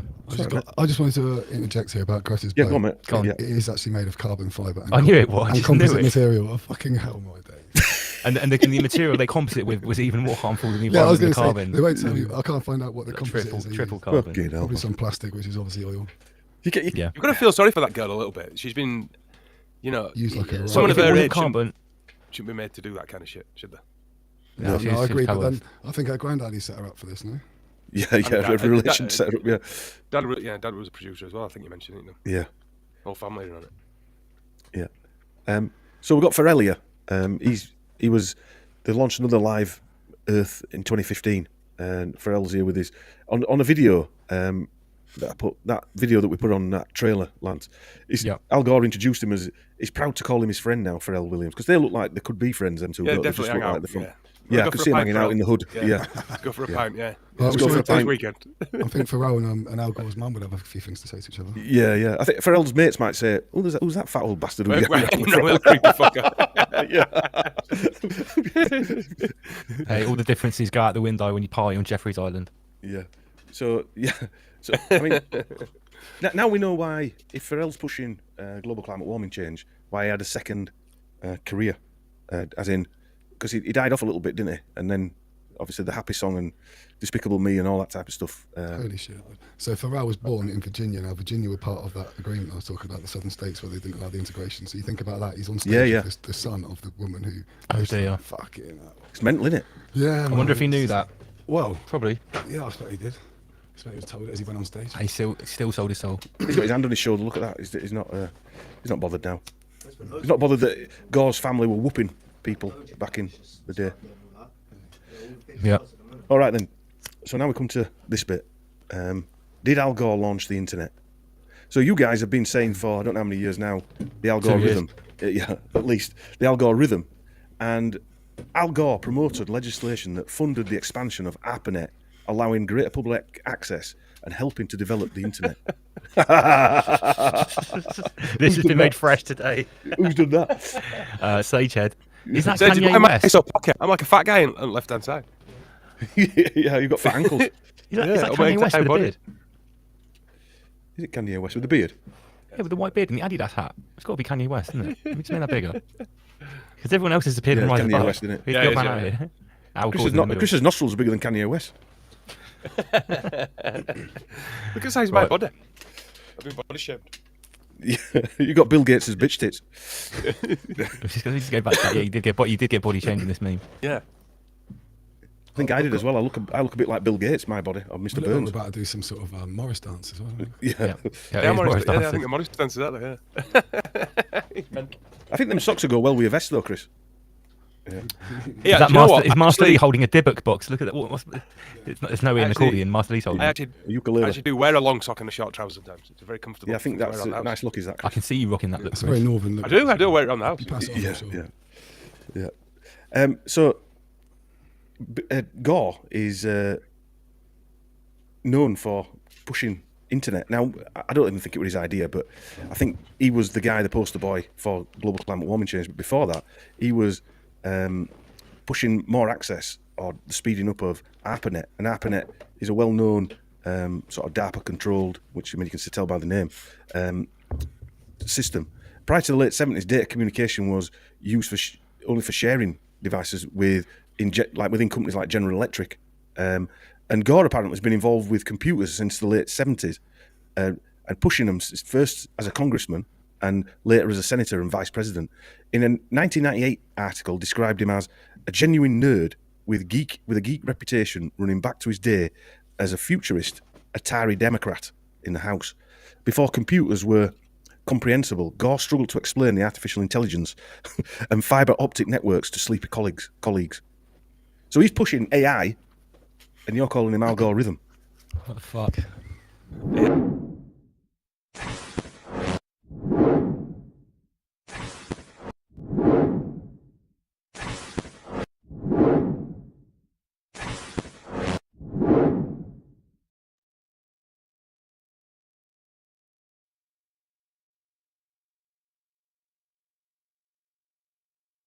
Long before man roamed these lands, there was a war in heaven.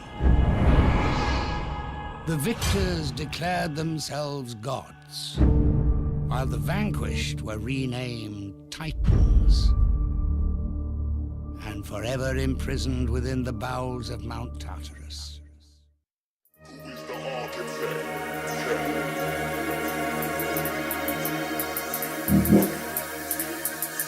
The truth is so incredible, it might just bust your head. Who is the architect?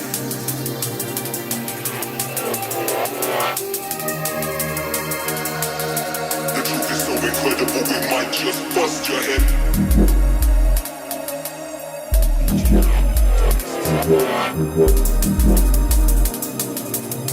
Who is the architect? Who is the architect of all creation?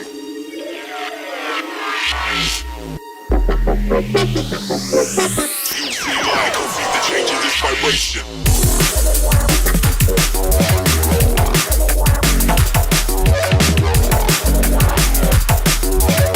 Who are the architects? Who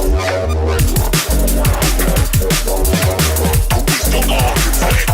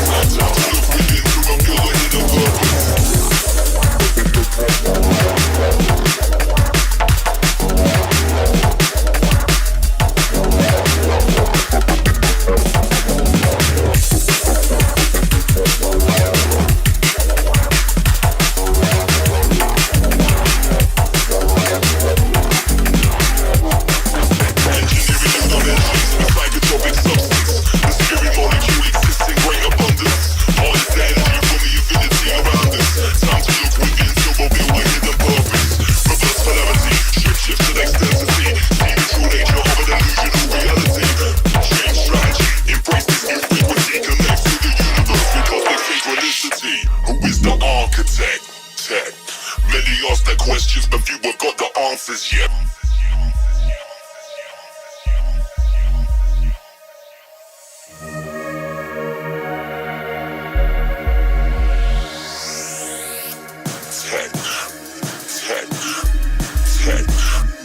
Tech.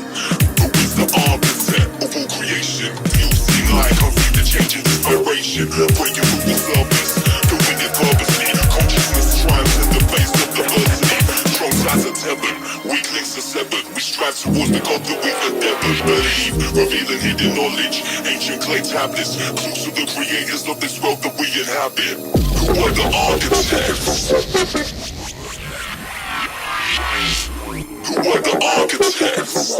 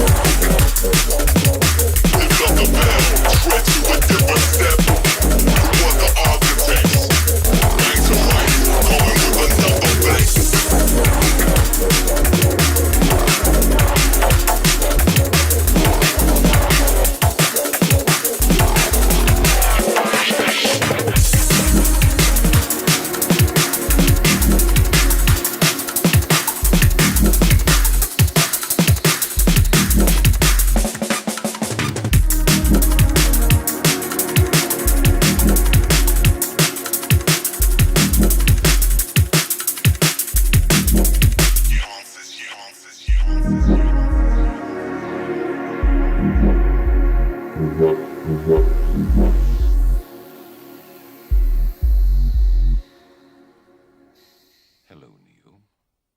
Who are you? I am the architect. I created the Matrix. I've been waiting for you.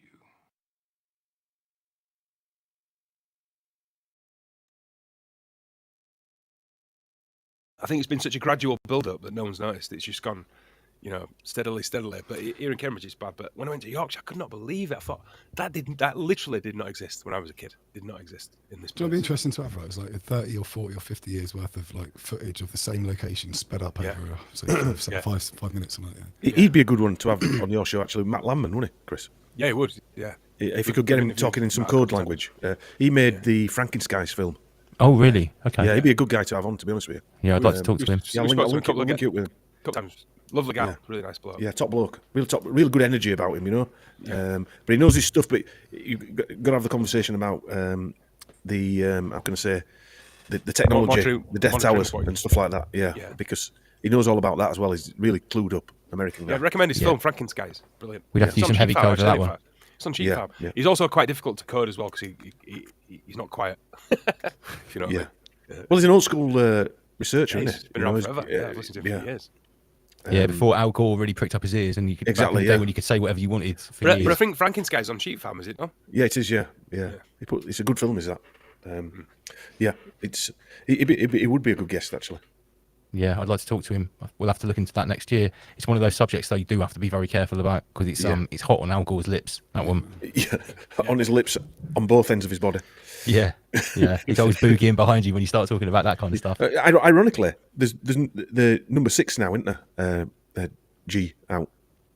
Oh, is it out already? I think so. Yeah, I've had some emails saying that some of the Tories have been expecting another pandemic paid off. Yeah, paid off They got paid off, you mean? Yeah, they've been paid off by a company. Yeah, they got paid off. Yeah, they've been paid off by a company that's building the network. Anyway, be something to look into. Yeah, I know. But yeah. Australia have changed their view about the additionalities of the Britney. They've now said that anyone under 30s can't have it, can they? There's a lot in the last couple of weeks I've seen in America and elsewhere. A lot is coming out. I think that big disclosure thing that we've talked about that will probably cause the Great Reset is probably already started. Yeah, I know for sure. Or they're about to introduce, I don't know, the next level of Britney. You know. Well, maybe for double mockery, they'll start to unleash the truth about what happened last time, while they just do it again, but twice as hard. Oh, Could it be that they? I got thinking this today. Could it be that literally trying to cause a riot? Like they. Yeah, unsettle everyone. I think that's potentially one of the gains. They're gonna admit it, and and I don't know. Oh yeah, I think that's part of the Dark Enlightenment. Is to tell everyone what happened. Yeah. Is that why Matt Wan Cockroach is in there eating? But imagine this world. Imagine this world fight where they actually admit that it's caused damage and it's done this and this and this. But it wasn't our fault because of this and this and this, and no one really gets taken to, no one really gets dragged through the bushes for it. And it just continues. And the thing is that when it go on. No, we're going to say people were actually, Wancock's all right. It's all right. That's exactly what I was going to say, Chris. That was what I was going to come with. I think they're already doing that. I mean, I've seen these screenshots on Twitter of people, like especially women, fawning over Hancock. Oh, he's really not that bad. He's got a heart. We've seen the nice side of him. And she's like, yeah, successful side. We just did a podcast, and I heard it. I was in the kitchen. I was working in the kitchen, and I heard two guys who I like a lot. By the way, I'm not slagging anyone off, but I heard one of them say to the other one, "I was ready to hate him, but he's actually all right, isn't he?" I mean, obviously, you don't include me in that conversation. And, I was, I thought, none of my business. But that was literally the line. I was ready to hate him, but he's actually, he's not that bad. He's just a guy, innit? He's all right. He's a nice geezer. Of course, it's all part of the mockery and part of the balance. It's all balance. But it's achieved it. Goal achieved. It's plan achieved, yeah. Mission achieved. Mission accomplished. They've now got him, for people falling over thinking he's a sex symbol, and blokes in the kitchen saying what a nice guy he is. What do you should have is normal working guys. Do you know what I think this could be, right? Think of it like this. Now, a lot of people are very scared to speak out their opinion for fear of standing away from the crowd and being like on their own. What do you mean, like us lot? Like us lot. So answers like that. So the NPCs. Well, I always feel a bit shy. Yeah. Sorry. Yeah. Sorry, you know what I'm saying. These people. I suppose the NPCs of the world, they're just following the herd, aren't they? Because it's scary when you stand out on your own. I suppose for some people. Yeah. That's part of the reason why we started doing this, is to provide the lifeline for everyone, and so that you're not on your own. No, but folks like us, whatever's happened to us in our lifetimes, right? We don't give a fuck if we stand out. I don't care. I know Dom does, but I'm sure you two guys don't. I did it on purpose. Whatever's happened in our existences, we've all got to a point where we're like, I don't give a shit. We don't. It's strange, though, isn't it? Because I mean, I know you've spoken about this before, Lance, but you don't care and you're willing to say it. But it's not like you want any sort of fame with you know what I mean. You're not searching for that. I bet in your life as a rapper and all that kind of stuff, you did chase that. I know when I was in business, I chased all this line, but this is different. This is real. You don't want really the notoriety. You just want the only to get thing a you want message is to get through to people and to see a change. Yeah, that's the important part of this. It's if you just wanted notoriety and nothing else, then you wouldn't do this, because what I was doing before, I didn't have people coming after me and making up lies against me and campaigns and stuff like that, and I didn't get myself in any trouble with the law. No. When you learn about this stuff, it changes your mindset a little bit. I think it also makes you, you realise that paperwork that everyone passes around is the value of everything. Well, the bank's product, is more important. Well, somebody I know is going through the early stages of waking up, and they said to me, I don't really. It's like they're confused because they've seen that the whole thing's a sham. Obviously, been talking to me as well, but they're ready. People are ready to do it. It's not like you can't convince people to do what we do. Or not. I don't mean talk like this. I'm on about waking up and realising that it's all a sham. And you can see that they feel let down. And I'm watching one of Mark Devlin's interviews the other day with a guy, I think he's a psychologist, who said it's like a bereavement. When you find out that everything you thought was real is not real, it is like a bereavement. And that is what it's like, isn't it? The thing is you got. I think it's a really important process, that is, for people to become like disillusioned and then gutted. Yeah. Because if you go the other way of just like not caring, then we're fucked. Yeah. Because then no matter what they do, if you're going to be complacent about the matter, then it's never going to get better. And I think by passing it off with a simple comment, like, oh, it's the way they've always done it. What are you going to do? Bullshit. Yeah, exactly. What can I do about it? Yeah. That's what I've always. I was thinking about this earlier on, because that's the first thing you're battled with is you know, I'm small. How could I make a change? It's the overwhelmingness of it. Yeah, and You don't, and, you know, don't the only actually way- have to do anything. Just fucking be aware. That's Say what no. you have to do. Yeah. Like Say Samuel. say no. Say no now. But It's I about mean, it's even spreading before the, our ideas. before the thoughts. convict.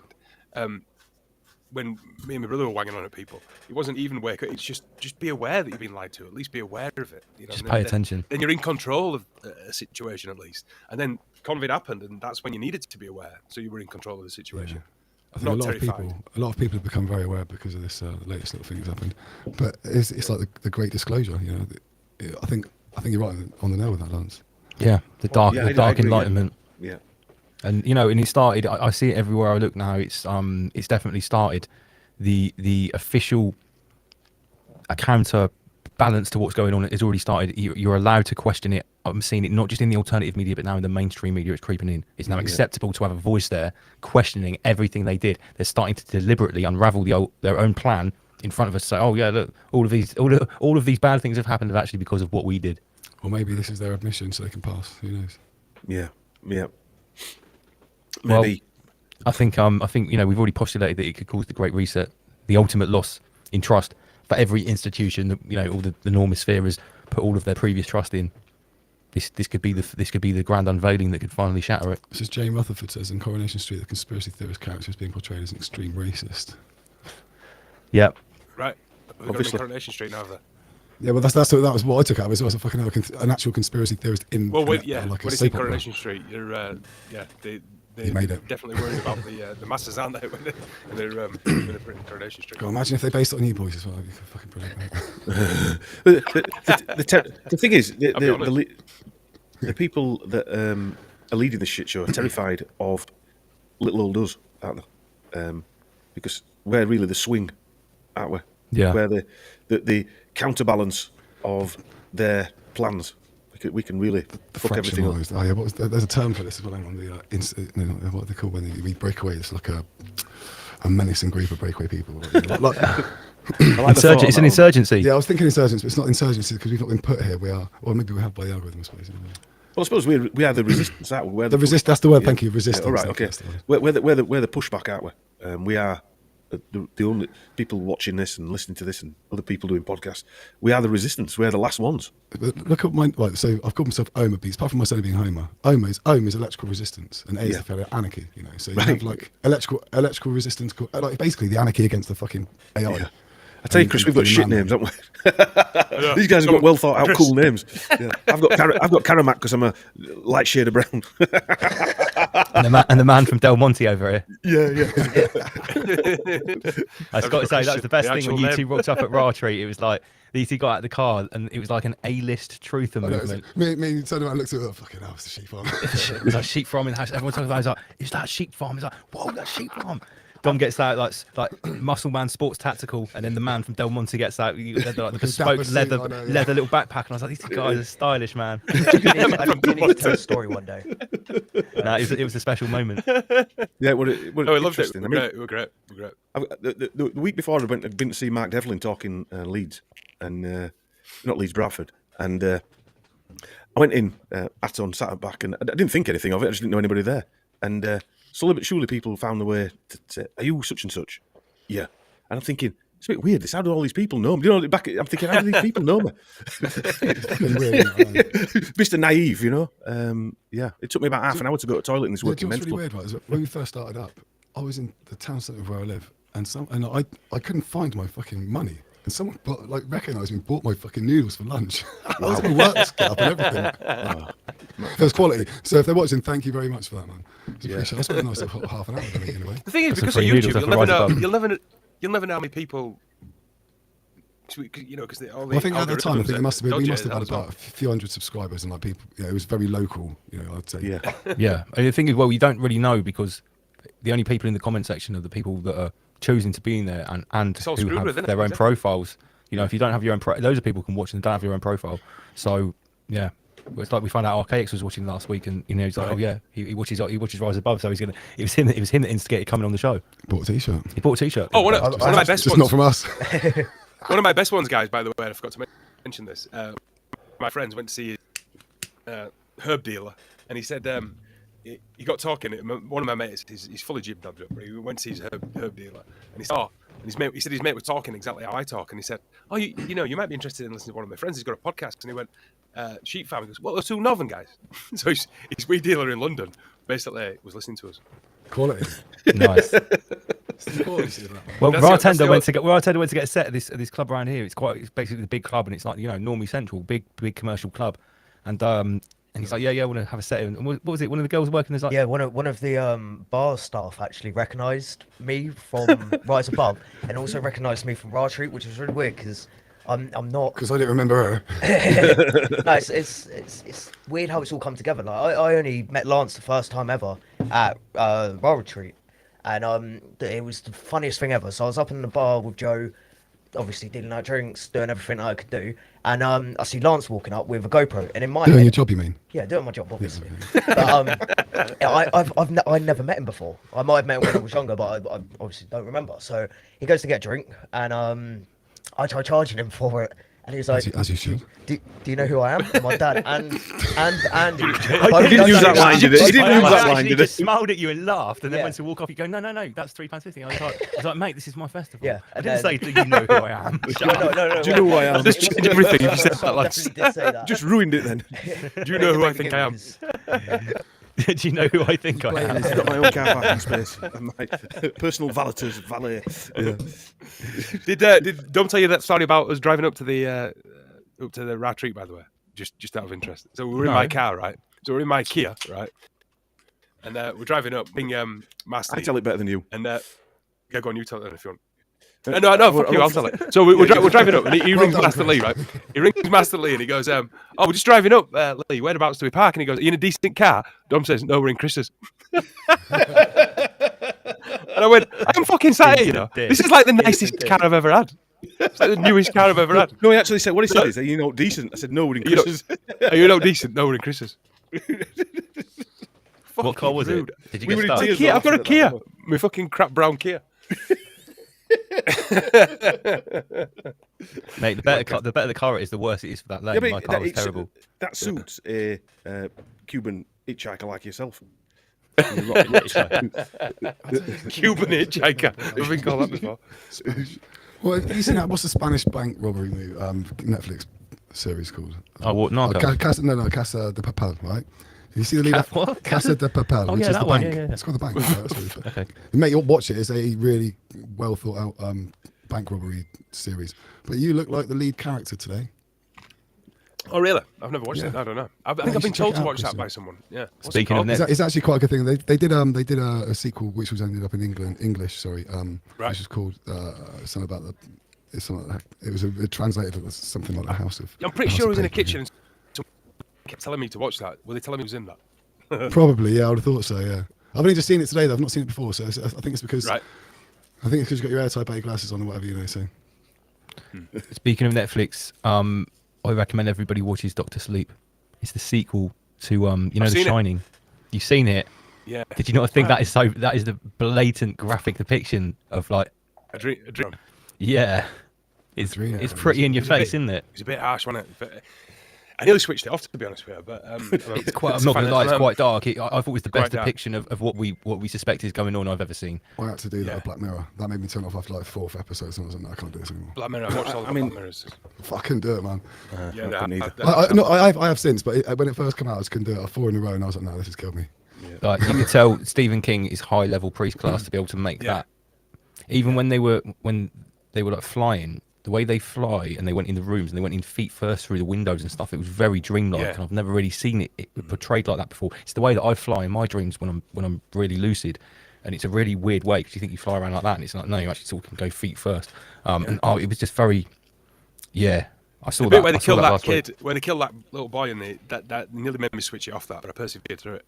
So I'm a bit squeamish these days with horror films. But It wasn't too like it wasn't like torture porn levels that look graphic, but yeah, like, it was just that one bit where it just got it too much, and I was like, do I really want to? I've got a weird thing with horror films. I used to love horror films when I was a kid, but now I just think, do I really need that in my fucking brain? Does anybody need it in life? Not just, I mean, things like all those sort of like at the Al Gore movies. All the That's Gore why they're movies. made for, isn't it? That's what they're made for. Yeah, I just Yeah. think it's unnecessary because first of all, you're going to get nutters copying it, and second of all, it Well- makes you think things aren't real and aren't true. And you go, Well, to be honest though, I think it's got worse because you take old films like The Shining and stuff, which is very well done and all this stuff. I think it's got worse where now you've got like John Wick's where he just blows 300 guys' heads off, like bang, bang, bang. Well, You know what I mean? I think about old school horror movies like The Gate, House. They're all semi-comedy, right? To a Yeah. certain level. Rubber Masks, you can see it's blatantly not blood and things. Then you look at something like Hostage. Yeah, or you look at something like They're basically just like, Torture Porn. high production snuff videos. Yeah. Even The Shining, as horrible as we found it, there's not that many murders in it. There's about 3, Well, and Yeah, there's no actually graphic not violence. It's actually No. all to Then do you get with to the hospital, suspension. and it's literally someone's tied to a chair, getting whatever done to them. And it's, Yeah, years ago there was a movie called Colobus. Well, the word colobus means to maim or to mutilate. Colobosh. Right. It's a horrific movie, mate. Right. My Well, little brother surprised me that one day. I was like, oh, thanks. Yeah.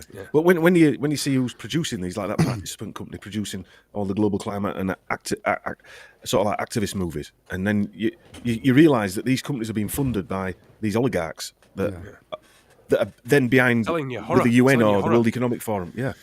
Because they are like horror movies there as well, let's face it. Well, like I said, like Well, it's John just Wick, another way it's- to it's- terrorise you, Yeah, isn't to it? scare, to put everyone into a state of fear. And then how easy is it to manipulate someone like that, or a group of people or a whole society?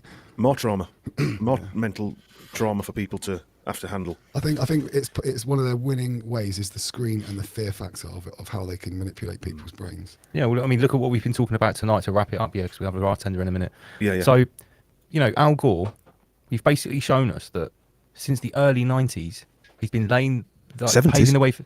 So since the 70s, he's been paving the way since before we knew what the internet was. Then in the 90s with the internet, and then setting the stage with these high-level sort of military, industrial, entertainment production companies, all bloodline, every single one of them, all the players there, setting the stage for this huge global agenda, which is the green agenda. And I've said this before, really, the Parasite only has 2 agendas. It has World War III and the green/Britney injection agenda. Yeah. Health and population environment. thinning out, and Yeah. if you think though, he's the board member of the WEF, and the last one we did in May when we did those 10 companies, Amazon, Microsoft, all these young global leaders that they've sprung up. So you've got these people pushing like Gore the internet and funding the internet and films. Then you've got the technology nerds that have been pushed through the Young Global Leaders program to push the technology for free onto an unsuspecting world population. Yeah, and they're all working in unison. So it's like now, when you do these digs, and when I've done my digs in the past with Serco and that, if you know how this parasite and its system works, you can see one thing, you can very quickly make a whole set of assumptions, and 9 times out of 10, you can go bang, bang, bang, bang, bang, and find out most of them are true. Yeah. Because it's very formulaic, it's very predictable. The blueprint is always the same. Yeah. FPV It's Angel says every 400 years a cull. I was just going to say it's a definite call, and he beat me to it at FPV. Yeah, it's a definite call. I mean, we're seeing it all around us. I mean, the rates of 1,500 extra people a week. I mean, that's unheard of, especially when they're not even claiming it's anything to do with Divok. It's unheard of, and still people can't put it together. That's 6,000 people a month extra. But the thing is, they've been telling us for the best part. I mean, this started in the 60s. Yeah. The precursor for all this, the Club of, and even before that, Club of Rome and all of these. Well, we covered that globalist in pharma February, think didn't we? tanks. Yeah, exactly. They've been broadcasting and forecasting what the problem, reaction, solution pathway is going to go like. They've been telling us that we're the problem. We basically need to go so the planet can heal. They're also telling us that the climate is going to be changing and wiping us out. We're finding out that the likelihood is they have technology to make this happen if it isn't some sort of cyclical cycle anyway, which it seems to be. I mean, there's a lot. Yeah, there's a lot going on here, but I mean, it's all pointing towards one thing. It's like this has been planned to be weaponized against us for a very long time. Generations. Yeah, absolutely, hundreds of years. Do you remember the movie War Games?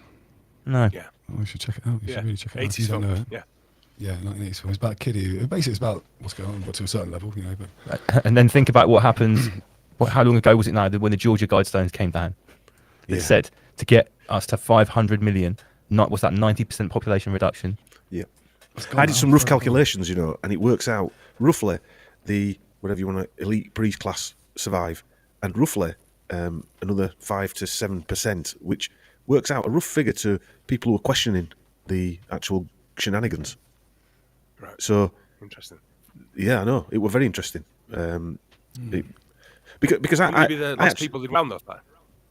well, I don't know, because would you want a lobotomized zombie, or would you want to make sure you've got some Yeah. premium? I Free don't thinking know, motherfuckers. free Maybe, thinking. Which ones would you want? As scary as we are to them, there's got to be some admiration to sticking up. and Think saying, about it like this. We have say, the best loot. Say the last reset gave us the tribes of what we know today, all these lost tribes in the Amazon and in the Tatars and stuff. and all that. Maybe we're the next them.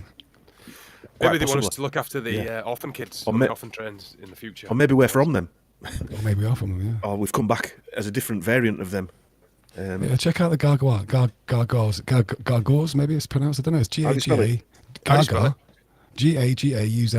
Look into Hang on, this. say It's that really again. interesting. Gaga, Gaga and then U-Z. And you've UZ. got Gargazua. And I'm not too sure. I think I've got a funny feeling that it might be an insult to call them by that name. But I don't know. But if you look at the history, it goes off in so many different fractional directions. And you learn about them being Tatars and the Kazakhs and all these other Well, fractions. the of what they Kazakhs are. are really. Is it Kazakh mafia? Khazar. Khazar Mafia. Yeah.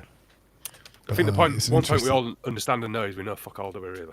No, well that's it. You know what Yeah. we've experienced. Really, Everything's worth looking reality. into, because who knows what even history is anymore? I don't know. Yeah. I noticed that there's a Boris Johnson Netflix thing, isn't there? Is it on Netflix? Oh yeah, Boris. What, yeah. all about Boris. All about Boris Johnson. I mean, again, you guys know this, but Netflix obviously is part of the Sigmund Freud family. No, Edward sure. Bernays. Well, it is Not Edward that Bernays' nephew. Yeah, you know that, and Edward Bernays is part of the Freud family. Yeah. So they make it. And I always say, if you take that Netflix logo, right, with the red and black, and you write propaganda in there, it kind of belongs there, doesn't it? Do you know what I mean? It's similar to the BBC logo. You know, I've always thought that like with a was- fist, Chris. Red and black. Yeah. Yeah. No, but if you took that Netflix logo with that, it's got that kind of little hoop in it, and if you just wrote propaganda, I don't know. Have I even seen that somewhere? I don't even know if I have. Maybe. I mean, it kind of looks like the 1984 kind of symbology. I don't know. Yeah. Yep. It's all there. It's all there. Right, guys, I'm going All to say right, mate. massive Yeah, thank you. It's thank been you. a brilliant Nice one, presentation. fellas, Another Cheers, guys. epic deep dive from the guy at Sheep Farm. Remember, was it sheepfarm.co.uk? Yeah, sheepfarm.co.uk. That's how you Find get the us good up. stuff from Yeah. these lot. Yeah. The stuff that Al Gore Lovely doesn't talking allow again, on the rest guys. of the internet. Yeah. Yeah, See you Dom soon, and Chris. fellas. See you later, Hold chat. tight. Yeah, thanks, guys. Thanks, Omar. Thanks. See you Big again up, soon. rise above.